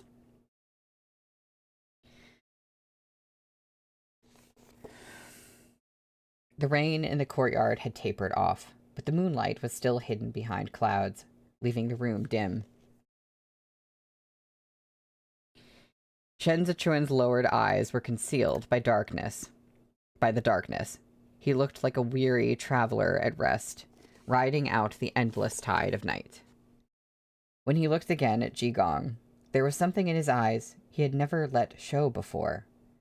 It was as if he had stripped off the skin that belonged to the prefectural governor, leaving behind only a slip of moonlight. The mask is off, you guys.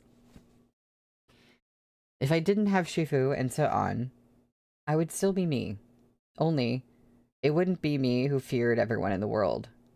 Everyone else would fear me. Shen Wei's blood runs in my veins. I have no need for heirs. Jigong's heart ached so much he nearly wept. You are my son. I am your son, but my name is Shen Zichuan.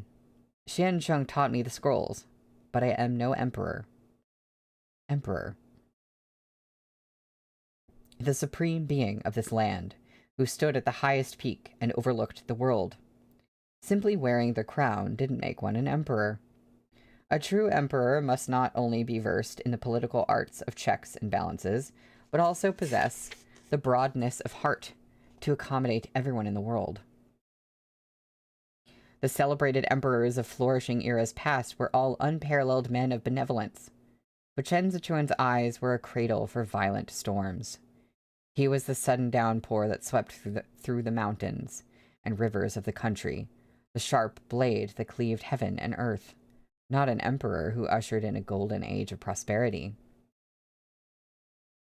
Li Bei has 120,000 armored cavalry. Their horses could trample Zhongbo with the thought. But Sa'an put their lives in my hands. I have his horses and his elder brother's grain.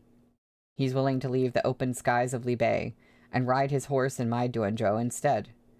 Shifu, he's not afraid of my garrison troops, and I'm not afraid of his armored cavalry. One day, I will capture the deer the Li clan lost, and in turn, Sa'an will hold me captive. The sun and the moon have orbited for tens of thousands of years without destroying each other. This is the stability for which the world yearns. We are that equilibrium. Whoa. Whoa. Whoa. Whoa. Okay, so one, that was epic and beautiful and everything. But then also, I guess that it reveals some of the plan for takeover is like, okay, we're gonna capture the heir apparent, I keep saying Li Jianting, and I keep not being totally sure if that's right. I think it is. But capturing her, and then Sa'an will hold me captive. I don't know if he means that they have a plan to pretend that Sa'an is holding him captive, or if that's just like a metaphor for like they're just always together. But I'm like, what are they, what are we planning here? The blazing sun and the luminous moon. The end of one war heralded the beginning of another. No sovereign would tolerate the kingdom they had carved out in the east. Only when Xiaoqia and Shen Zichuan were united would Li Bei and Zhongbo have a chance to breathe and rebuild. Yeah, Blue, he could, you're right, he could mean the deer that the Li clan lost. He could mean someone else that we don't know about. Or the Empire itself, you're right, it could mean anything. Shen Zichuan had given his consent for Xiao Jiming to build stables and a riding track on Mount Luo. This was both a concession and an opportunity for Li Bei. The roads Zhongbo was building would erase the boundary between the two lands, and when they joined as one, they would become a behemoth entrenched in the northeast, impossible to shake free. Jigong sat cross-legged in silence. He's well trained in G-style boxing and comes and goes as he pleases. What's he got to be afraid of? Even if everything is as you say, you two still have no heirs. As long as this problem is left unresolved, Li Bei and Zhongbo won't last long.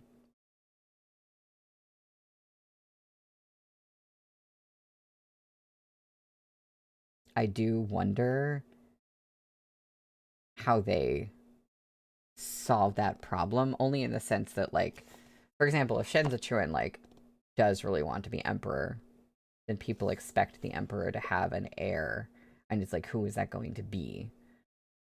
How are they going to address this? The chapter is called Heirs, so maybe we'll talk more about this, but there is a scene break. Xiaoqia donned his armor and waited in the main room for Shen Zichuan to return. Long legs stretched in front of him as he slouched in the chair. Long legs mentioned. The soft clatter of wheels sounded under the eaves. Fei Sheng lifted the hanging screen for Yao Wenyu and said, "His lordship has not yet returned."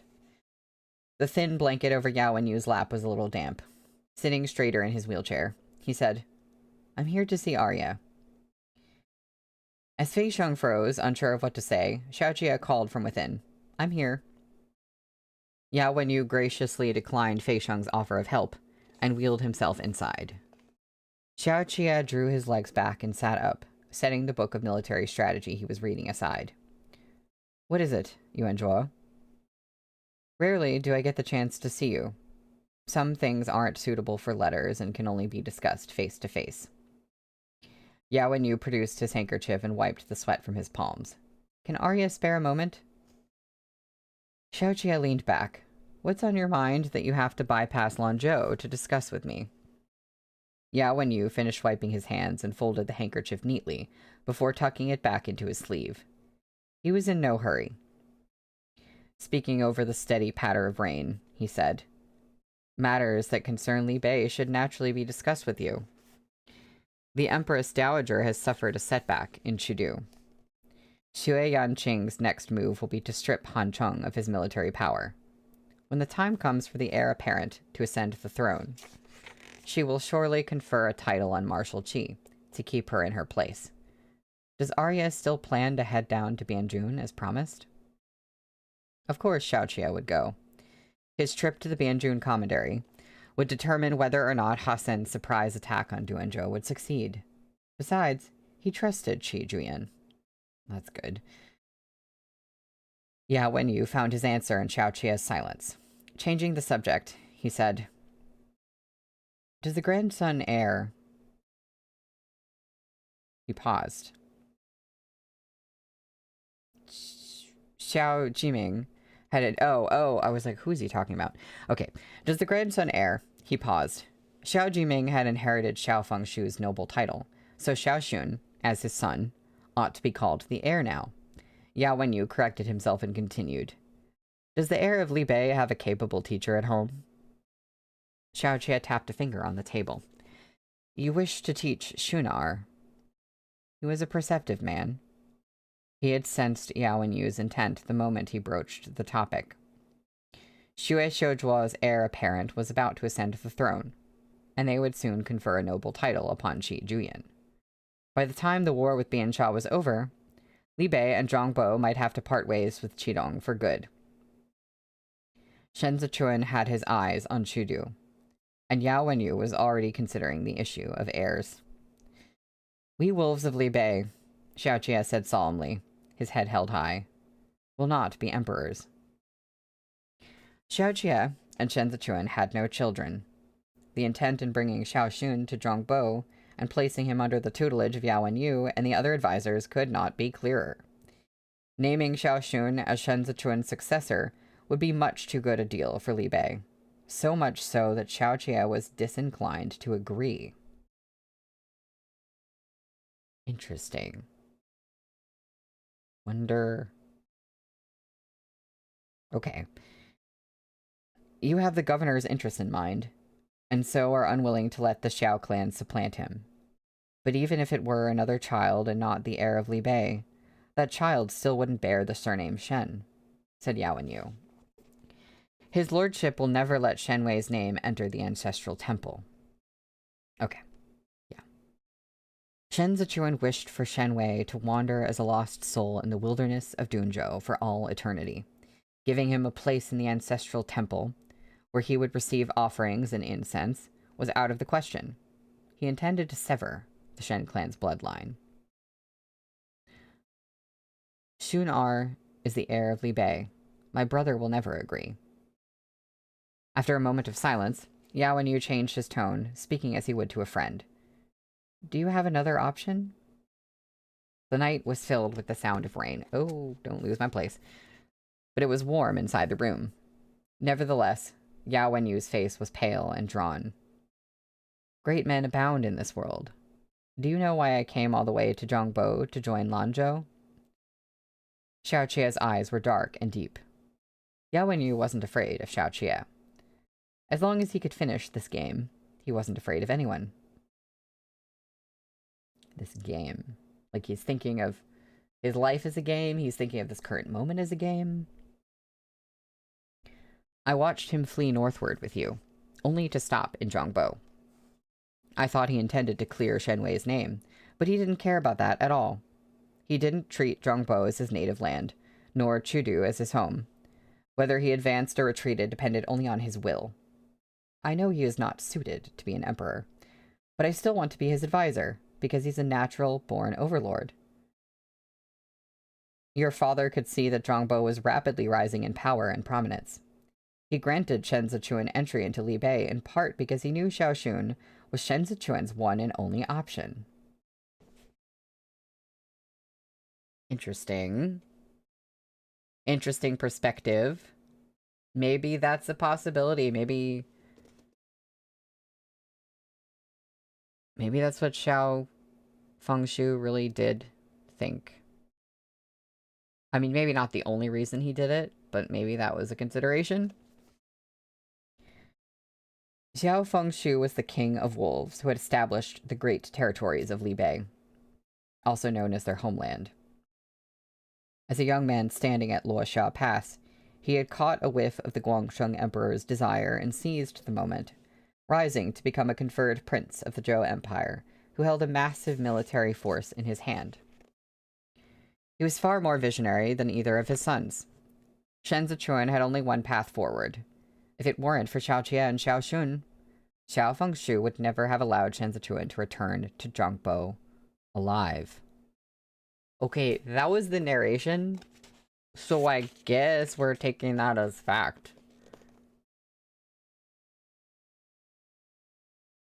Okay. Alright. It's still very strategic. If Lanzhou dares to desire it, Xiao Jie answered, enunciating each word, then it's his to take. Then it's his to take, Yao and Yu echoed, but only with Xiao Xun. The rain drummed outside without rhythm. Xiao Jie didn't answer.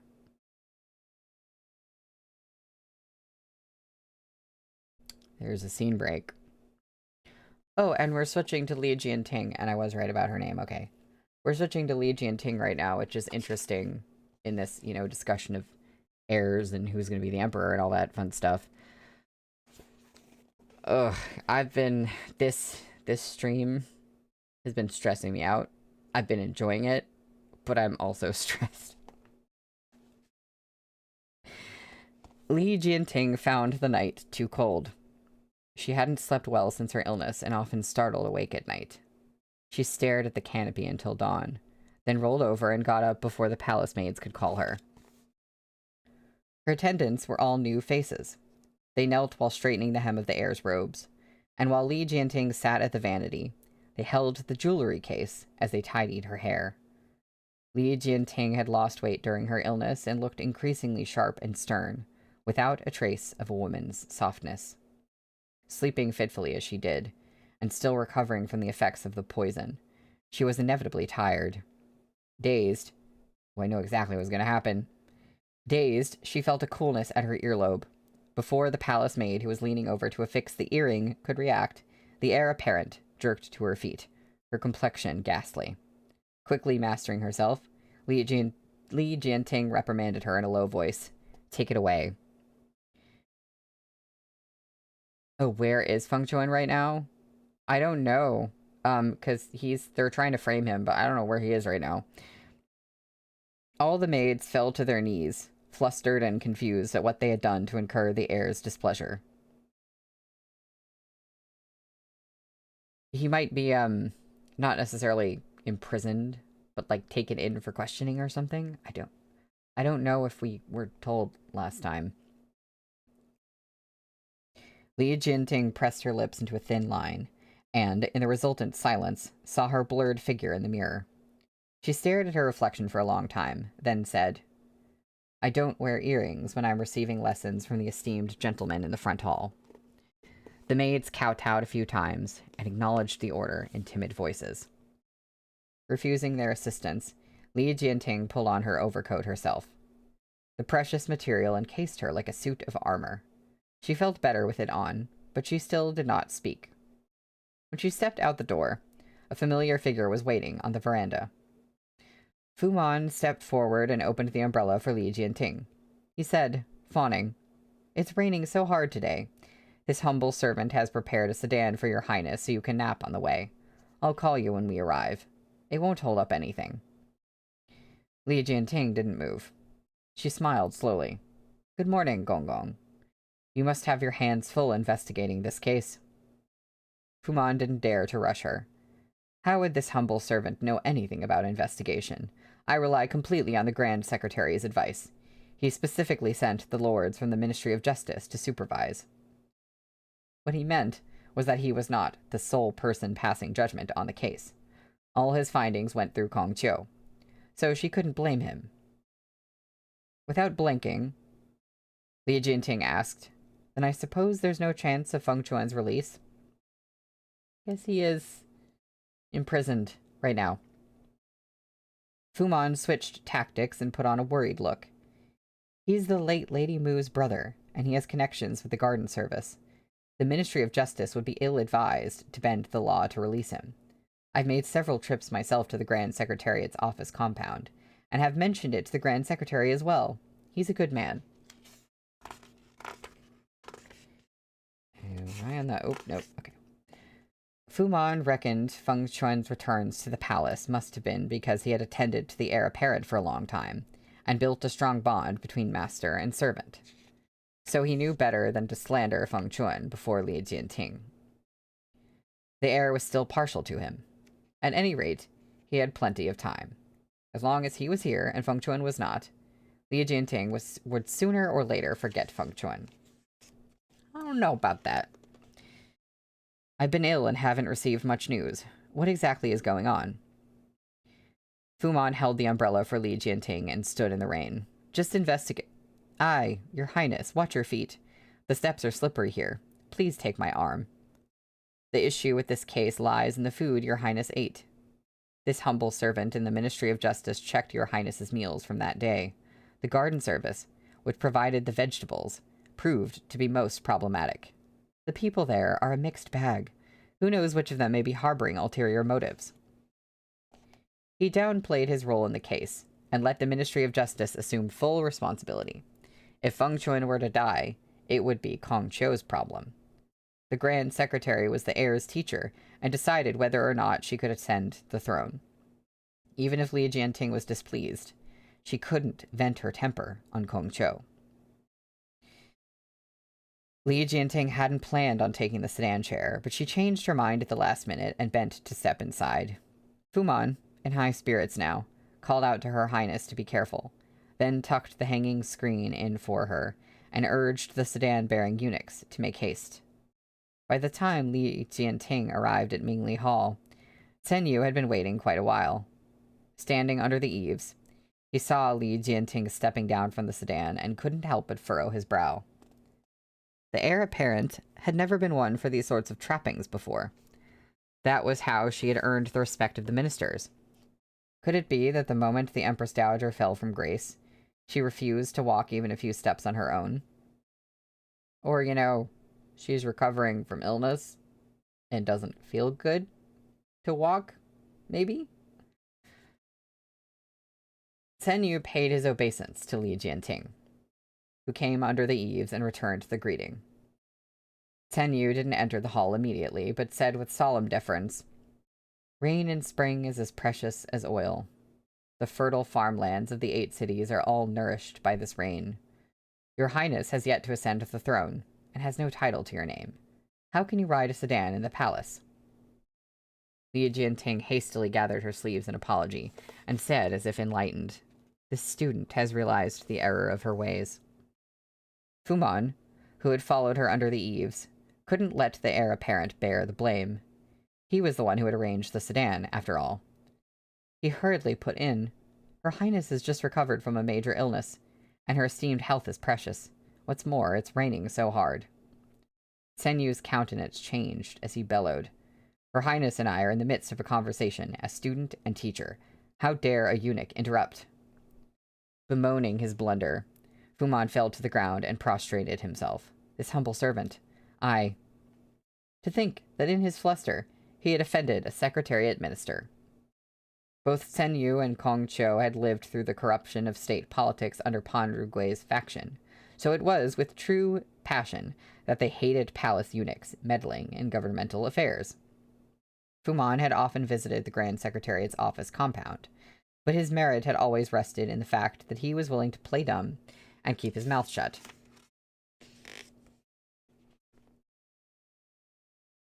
In Chen Yu's eyes, this eunuch had just arrived at the heir's side today, and already he dared arrange a sedan and butt into their conversation.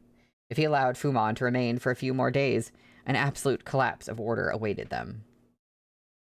"Since you dared to corrupt the heir apparent's habits today, you will no doubt dare to disrupt her administration in the future." Chen Yu flushed with anger. "How dare you, you castrated bastard!" Fumon knocked his head against the ground until his forehead was purple and green. new bruises overlapping old ones. Ow. Li Jianting spoke up. Teacher, it was my fault. Your Highness is the heir apparent. A sovereign ought to keep their distance from crafty sycophants. Men, strip him of his outer robe and drag him away. Yeah, still hate how the eunuchs are treated. Like, yeah, it was different before eunuch tried a whole coup, but it was only marginally better. No, they still were treated really horribly before. It's just now that people are even more mistrustful of them. And what's weird about the situation is that we might be getting something that has a positive effect because if Fuman is in trouble, maybe somehow like Feng Chuan will be safer.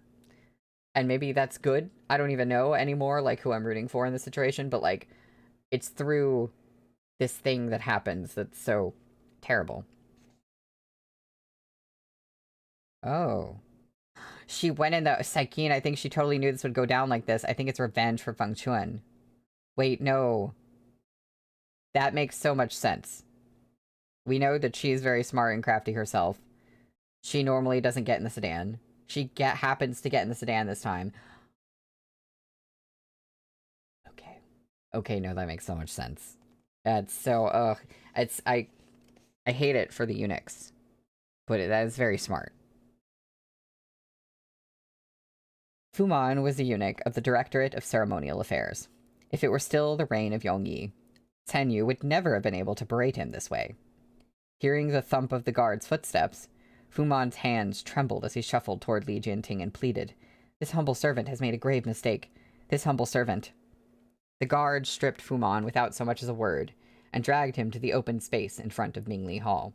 Rain poured around them as Fuman knelt in the center, his lips turning blue from the cold.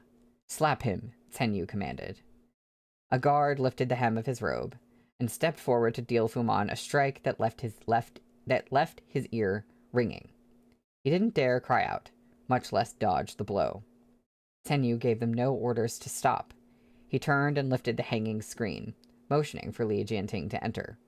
He left Fuman outside, the crisp sound of slaps echoing again and again behind them. Whoa, that's the end of the chapter. We have one more today. I know we're going over.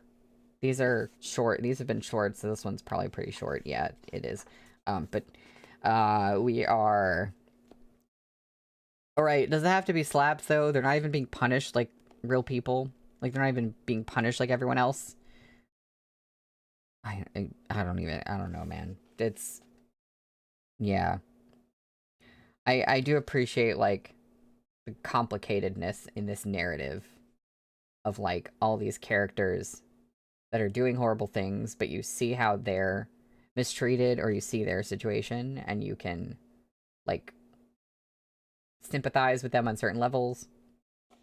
And you know that if they weren't being treated that way, or that wasn't being done, then, like, yeah, the eunuchs probably wouldn't be scheming quite so much.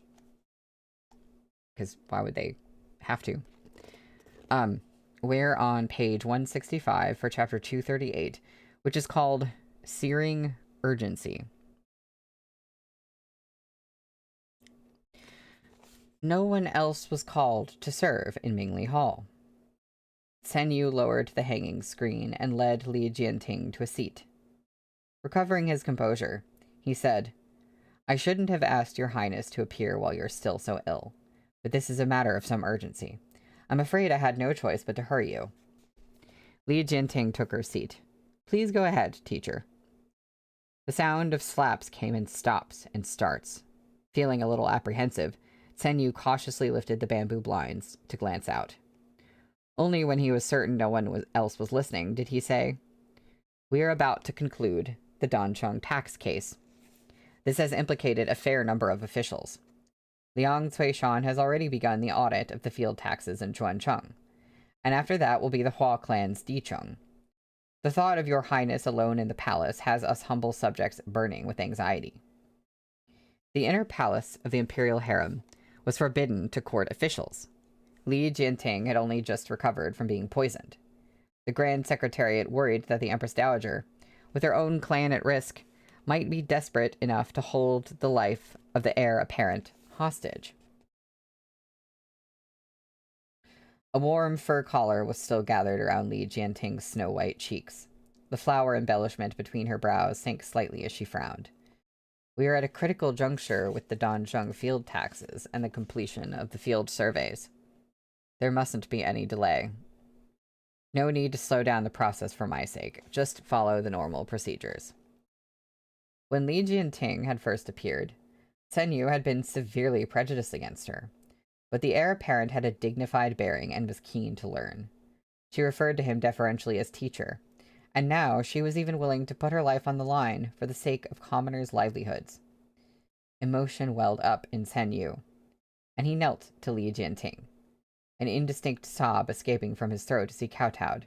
Your Highness, you've suffered too much. Li Jianting got to her feet and held a hand out near Chen Yu's elbow to encourage him up. Please rise. Your Highness, you must be mindful of your safety in the palace. Chen Yu wiped his tears with his sleeves. If the Empress Dowager dares to coerce your Highness, we will fight with our lives. Li Jianting sighed. I'm not deserving of it. But teacher, the Hulian Marquis of Chuancheng is an old family friend of the Han clan of Wucheng. This is a perilous task. Faced with Li Jianting's frankness, Chen Yu felt even more sorrowful. As court officials, they boasted of being loyal ministers of the state, yet they left the heir apparent stranded in the inner palace, living each day in danger of losing her life. Tears streamed from his aged eyes. That's right. Han Chung has the capital's soldiers under his control, so this humble subject and my colleagues dare not act precipitously. It has been hard on your Highness. Han Chung's squandering of public funds is common knowledge among both the imperial court and the common folks. What's more, he's narrow-minded and petty. Teacher is the one being put on the spot. The 8 great battalions, as soldiers of the capital, have fallen back into their old ways in recent years. They've accomplished nothing since the reign of Xiande, when Shi Guan was still the commissioner. Li Jianting paused, then continued more slowly. The Empress Dowager and the capital troops share a common lot. It will be difficult indeed for you to take action against Han Chung. Chen Yu hadn't expected the heir to see things so clearly. Marshal Qi is in Chudu, and the Qidong garrison troops are just beyond the city gate. We're at a critical juncture now. There is no time to lose. We humble subjects must remove Han Chung as soon as possible. Marshal Qi is ostensibly here to accompany Madame Qi on a visit home.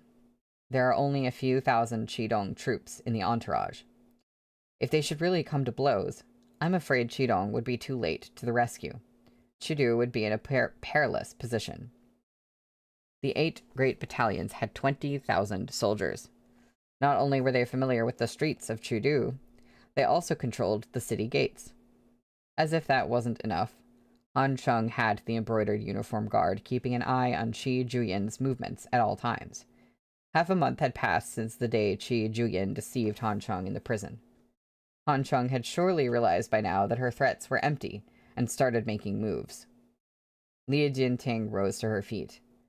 Through the gap in the bamboo blinds, she could see Fu Man still getting slapped. Her expression remained unchanged, but her eyes were cold. When she spoke to Chen Yu, her tone was as mild as ever. I have a plan to remove Han Chung. Your Highness, please go on. The inner court has been nothing but an ornament since the end of the reign of Xiande. The eastern depot that should check the embroidered uniform guard is an empty husk. It's one of the reasons Han Chung feels so sure of himself. To rid ourselves of Han Chung, we must enlist the palace eunuchs. Interesting.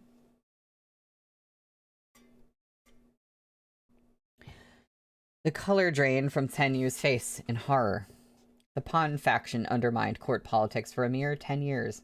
Yet look at the destruction they wrought. The Secretariat Elder worked himself to the bone to deprive the inner court of their power. Your Highness, these castrated schemers cannot be used. Teacher, that's where you're wrong. Li Jianting turned to Chen Yu. The corruption of state politics by the eunuch faction was, at heart, the fault of the throne. These palace eunuchs are domestic slaves of the Son of Heaven. They can be used, just not entrusted with heavy responsibilities. Li Jianting had been personally taught by Xue Xiuzhuo. She was familiar with the Pan faction that had operated within the court from the reign of Yongyi to the reign of Xiande. Like Kong Qiu, Chen Yu, and the rest of the Grand Secretariat's ministers, she had misgivings about palace eunuchs. But her opinions as a subject and as a sovereign were two separate matters. The forces that flowed around authority and power were like undercurrents surging below the surface, impossible to eradicate completely. Only by harnessing them would one be able to hold them in check. Whoa, first footnote of the book. The Hanshi Festival is right around the corner. The Hanshi Festival, also known as the Cold Food Festival, takes place on the day before the Qingming Festival, or Tomb Sweeping Day. Interesting. I've heard of the Qingming Festival. I didn't know about the Hanshi Festival. As usual, the palace will host a banquet of cold delicacies for all of its officials. When Han Chung removes his sword to attend the banquet, Li Jianting said, lifting her hand and pulling out her golden hairpin, "That will be our time to act." As the chief commander of the Embroidered Uniform Guard, as well as the commissioner of the 8 Great Battalions, Han Chung had the right to carry his weapon within the palace. But after the assassination attempt on Li Jianheng during the reign of Tian Chen, the rules had changed. An exception had been made for Shen Zichuan to become Li Jianheng's personal guard, and subsequently, all blade-bearing guards during banquets were personally appointed by the emperor. Now that Great Zhou had no emperor to appoint them, Han Chung had to attend the banquet without his blade. Chen Yu looked at that golden hairpin. The slender fingers holding it were pale from having resided indoors for so long.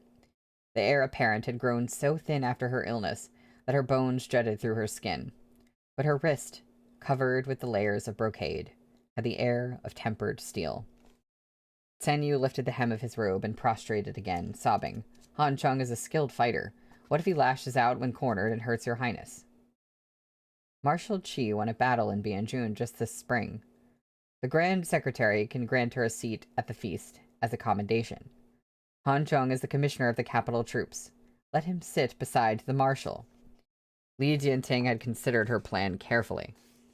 Fu Man and Feng Chuan can lead the palace eunuchs.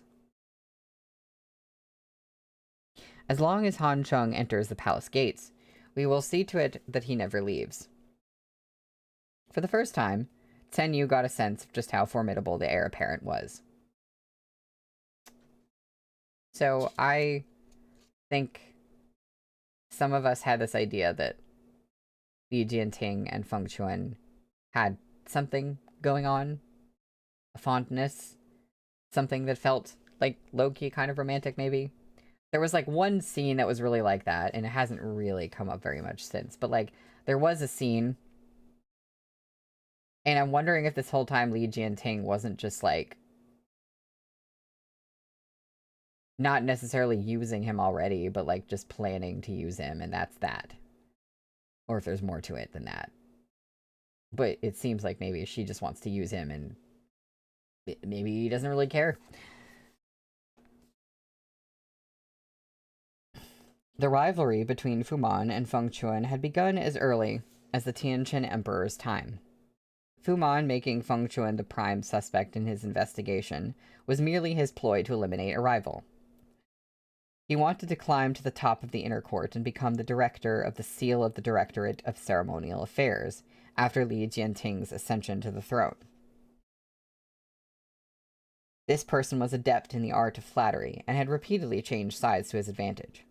If they left him to his own devices, it'd take only a change in the wind and a promise from Han Chung for him to ruin everything they'd worked for. Yes, Blue, you said I can't really read her. She feels a bit like Shen Zichuan in that sense. That's a good point.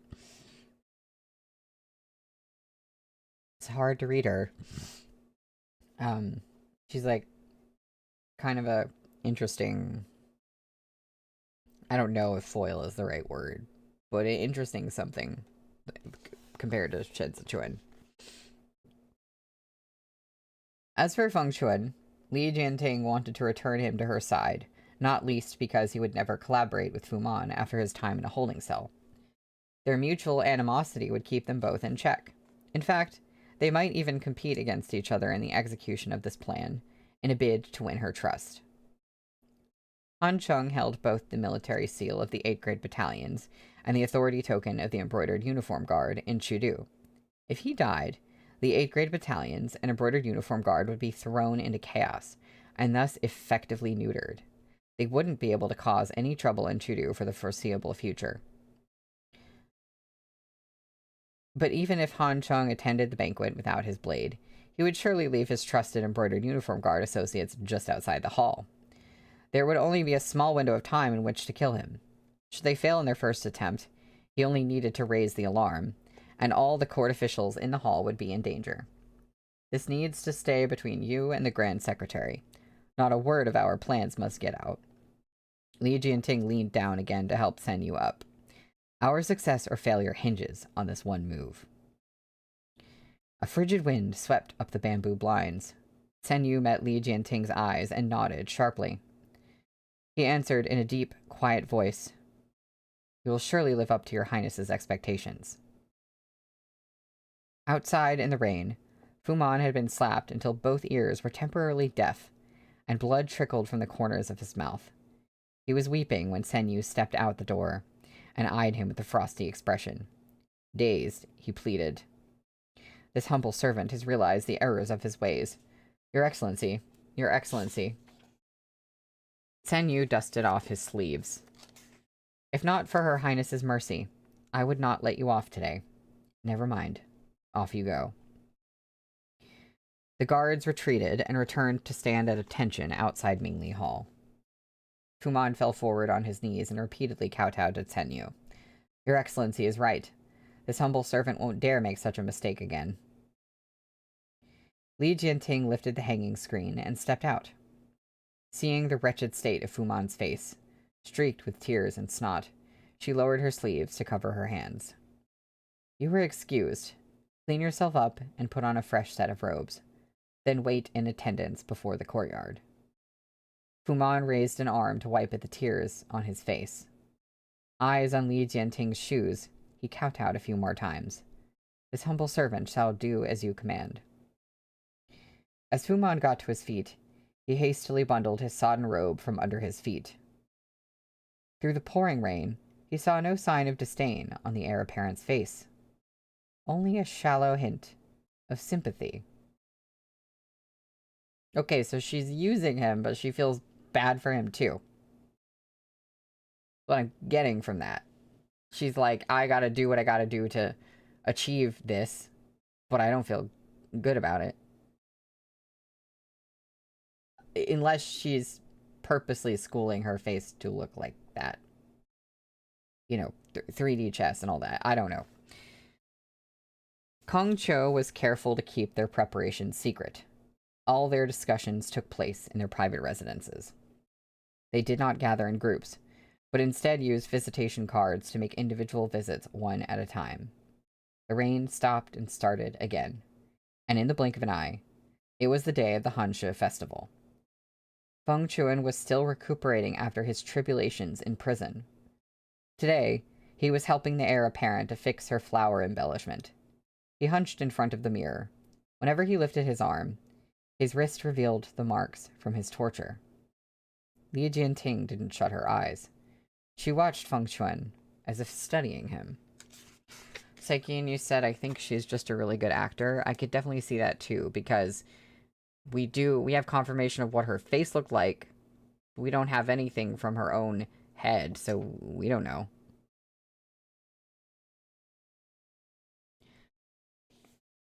His hand trembled slightly under Li Jianting's gaze, and he almost set the flower in the wrong spot. Li Jianting held his wrist steady and guided the flower back to the center of her forehead. What did the physician say? Feng Chuan listened to the soft rustle stirred up by the palace maid's movements. Avoiding Li Jianting's gaze, he answered, I thank your highness for your kindness. The physician had no serious concerns. Li Jianting got to her feet, and the palace maid waiting behind her draped on her outer robe. Li Jianting turned her head to look at herself in the mirror. She always seemed to be staring at herself in mirrors, as if searching for something. Tell me about the garden service in detail after the banquet. Li Jianting adjusted her golden hairpin and turned toward the entrance of her palace, away from that reflection. She, searching for herself? What? She's not... That would make me think something like she's not sure of herself, or just that she doesn't know what she wants. But I'm not getting that impression from the story. So, what is the significance of her always looking at herself in mirrors like that? Tell me about the garden service in... Oh, I already read that. Feng Juan came forward to offer his arm in support. Li Jianting took a few steps forward into the light, falling across the ground. She lowered her eyes to her feet. The polished floor reflected the sky outside, making her feel as though she stood amid the clouds. She appeared strangely childlike at this moment. She didn't move for a long time, as though reluctant to draw away from the scene. Fu Man, waiting outside, bowed before walking up the steps to stand by the door. Your Highness, he said softly, it's time. Feng Juan felt the weight of her hand on his arm. The breeze after the rain stirred the golden hairpin in the heir apparent's hair. The butterfly ornament spun around in a circle and bumped lightly into her neat coiffure? Coiffure? That's a word I don't know. I'm gonna go with coiffure. Li Jianting stepped outside. I will type it in the chat if you're like, what the hell are you saying? That'll just have to be something to look up after the stream. Yeah. As soon as Han Chung dismounted his carriage at the palace gates, he spotted the Hulian Marquis. He appeared to have been waiting a long time. When he saw Han Chung, he hurried up to greet him, and the two walked into the palace side by side. Days, it's doing the weird... YouTube's doing their translation thing again. You were trying to tell me how to pronounce that word. Okay, coiffure? Or hairdo. Is it? Yeah, I thought it had something to do with her hair. Just never seen that word before. Coiffure. Okay, thank you. The translation made it so you were saying coffee is fine. I was like, what?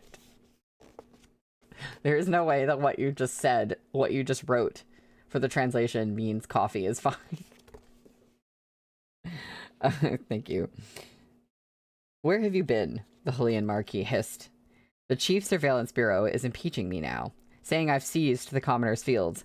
Baseless nonsense. Rotating 2 walnuts in his hand, Han Chung said, Do you think Ten Yu will believe that? Pan Lin gave him the account books. He has a reference for all the 8 cities' field taxes. Then we have to think of a way. The Hulian Marquis followed a step behind Han Chung and lowered his voice further. They're keeping the Empress Dowager confined. I can't even see her now. Privately, Han Chung thought that the Empress Dowager was now a clay Buddha crossing a river, unable to save herself, let alone anyone else. The ministers had already pursued the tax accounts all the way to the city of Chuancheng. Kong Chiu and the others had been relentless in their investigation. They clearly planned to see it through to the end. Han Chung had been losing sleep over it for days. Stroking his growing beard, he said, I'm anxious too, but what good is worrying? He cast a glance at the back of the eunuch leading the way and whispered to the Hulian Marquis. The heir apparent fell sick, but she recovered without any ill effects. What can we possibly do about that? As if Fu Man is some loyal and righteous thing? Their brisk pace was making the Hulian Marquis sweat. These eunuchs don't even know those words. We all know what kind of poison Swift Pursuit is. I don't believe a thing he says. He must have tampered with it. He probably didn't dare offend the Grand Secretariat. And isn't he serving right at the heir apparent side now? They're all a lowly bunch. The eunuchs withdrew to the sides as they arrived at the banquet hall. Han Chung tucked the walnuts into his robes. He gave a slight nod to the guards nearby and said to the Hulian Marquis, Come to my manor after the banquet. There are too many people around. This isn't the place to talk. The Hylian Marquis was burning with anxiety, but he had no choice. He acquiesced silently and followed Han Chung into the hall. Oh, Lord, it's 5:29. That's the end of the chapter. That's the end of our reading today. I don't think we're going to have one this long. Well, maybe one more. I don't know. But I think most of the streams are not going to be this long. I'm going to look at the page math real quick and find out. The next one certainly isn't. Okay, there's one more that's 59 pages at, like, the very end. That's fine. But most of them are not like that. This stream was interesting, and stressful, and, kind of, I hope, I'm, like, anxiously excited for the next stream, and part of it, I think the feeling that I'm having right now is that problems were introduced in the stream, and nothing in the stream was really resolving a problem. It was all, like, introducing problems. So now I'm just sitting here like, we've got all these things to deal with. I don't know when we're going to deal with them, but not this time. And it was just a lot. Yeah, Blue. Oh, you just got into bed too, so that works. Blue, that's perfect. Well, I'm glad I didn't keep you up any later than you wanted to be up, Blue. Yeah, so now I'm just a little bit on edge. That being said, I think that was a great stream just in terms of like, you know, plotting, moving the story along, introducing new interesting conflicts and things to think about. I'm very intrigued by Li Jianting. Oh, and if I didn't mention it already, when we come back on Wednesday, we'll be on chapter 239, which is called Jianting. So that's her chapter. So I'm very curious to see how that goes. Yeah, Psyche, and you said, I feel like a lot more stuff happens in this one than the previous volumes. I think it is that thing of, like, you're getting to the end of the story, and a lot of stuff has been brewing. Like, I said new problems, but these aren't necessarily new problems. It's just, like, we're talking about them now. Stuff is brewing, and it all, like, kind of has to come to the forefront all at once, and it just makes it feel like a lot. But I'm enjoying a lot at the same time. So, yeah, I'm gonna go. I will see y'all Wednesday. Thank you for coming to the stream. Bye.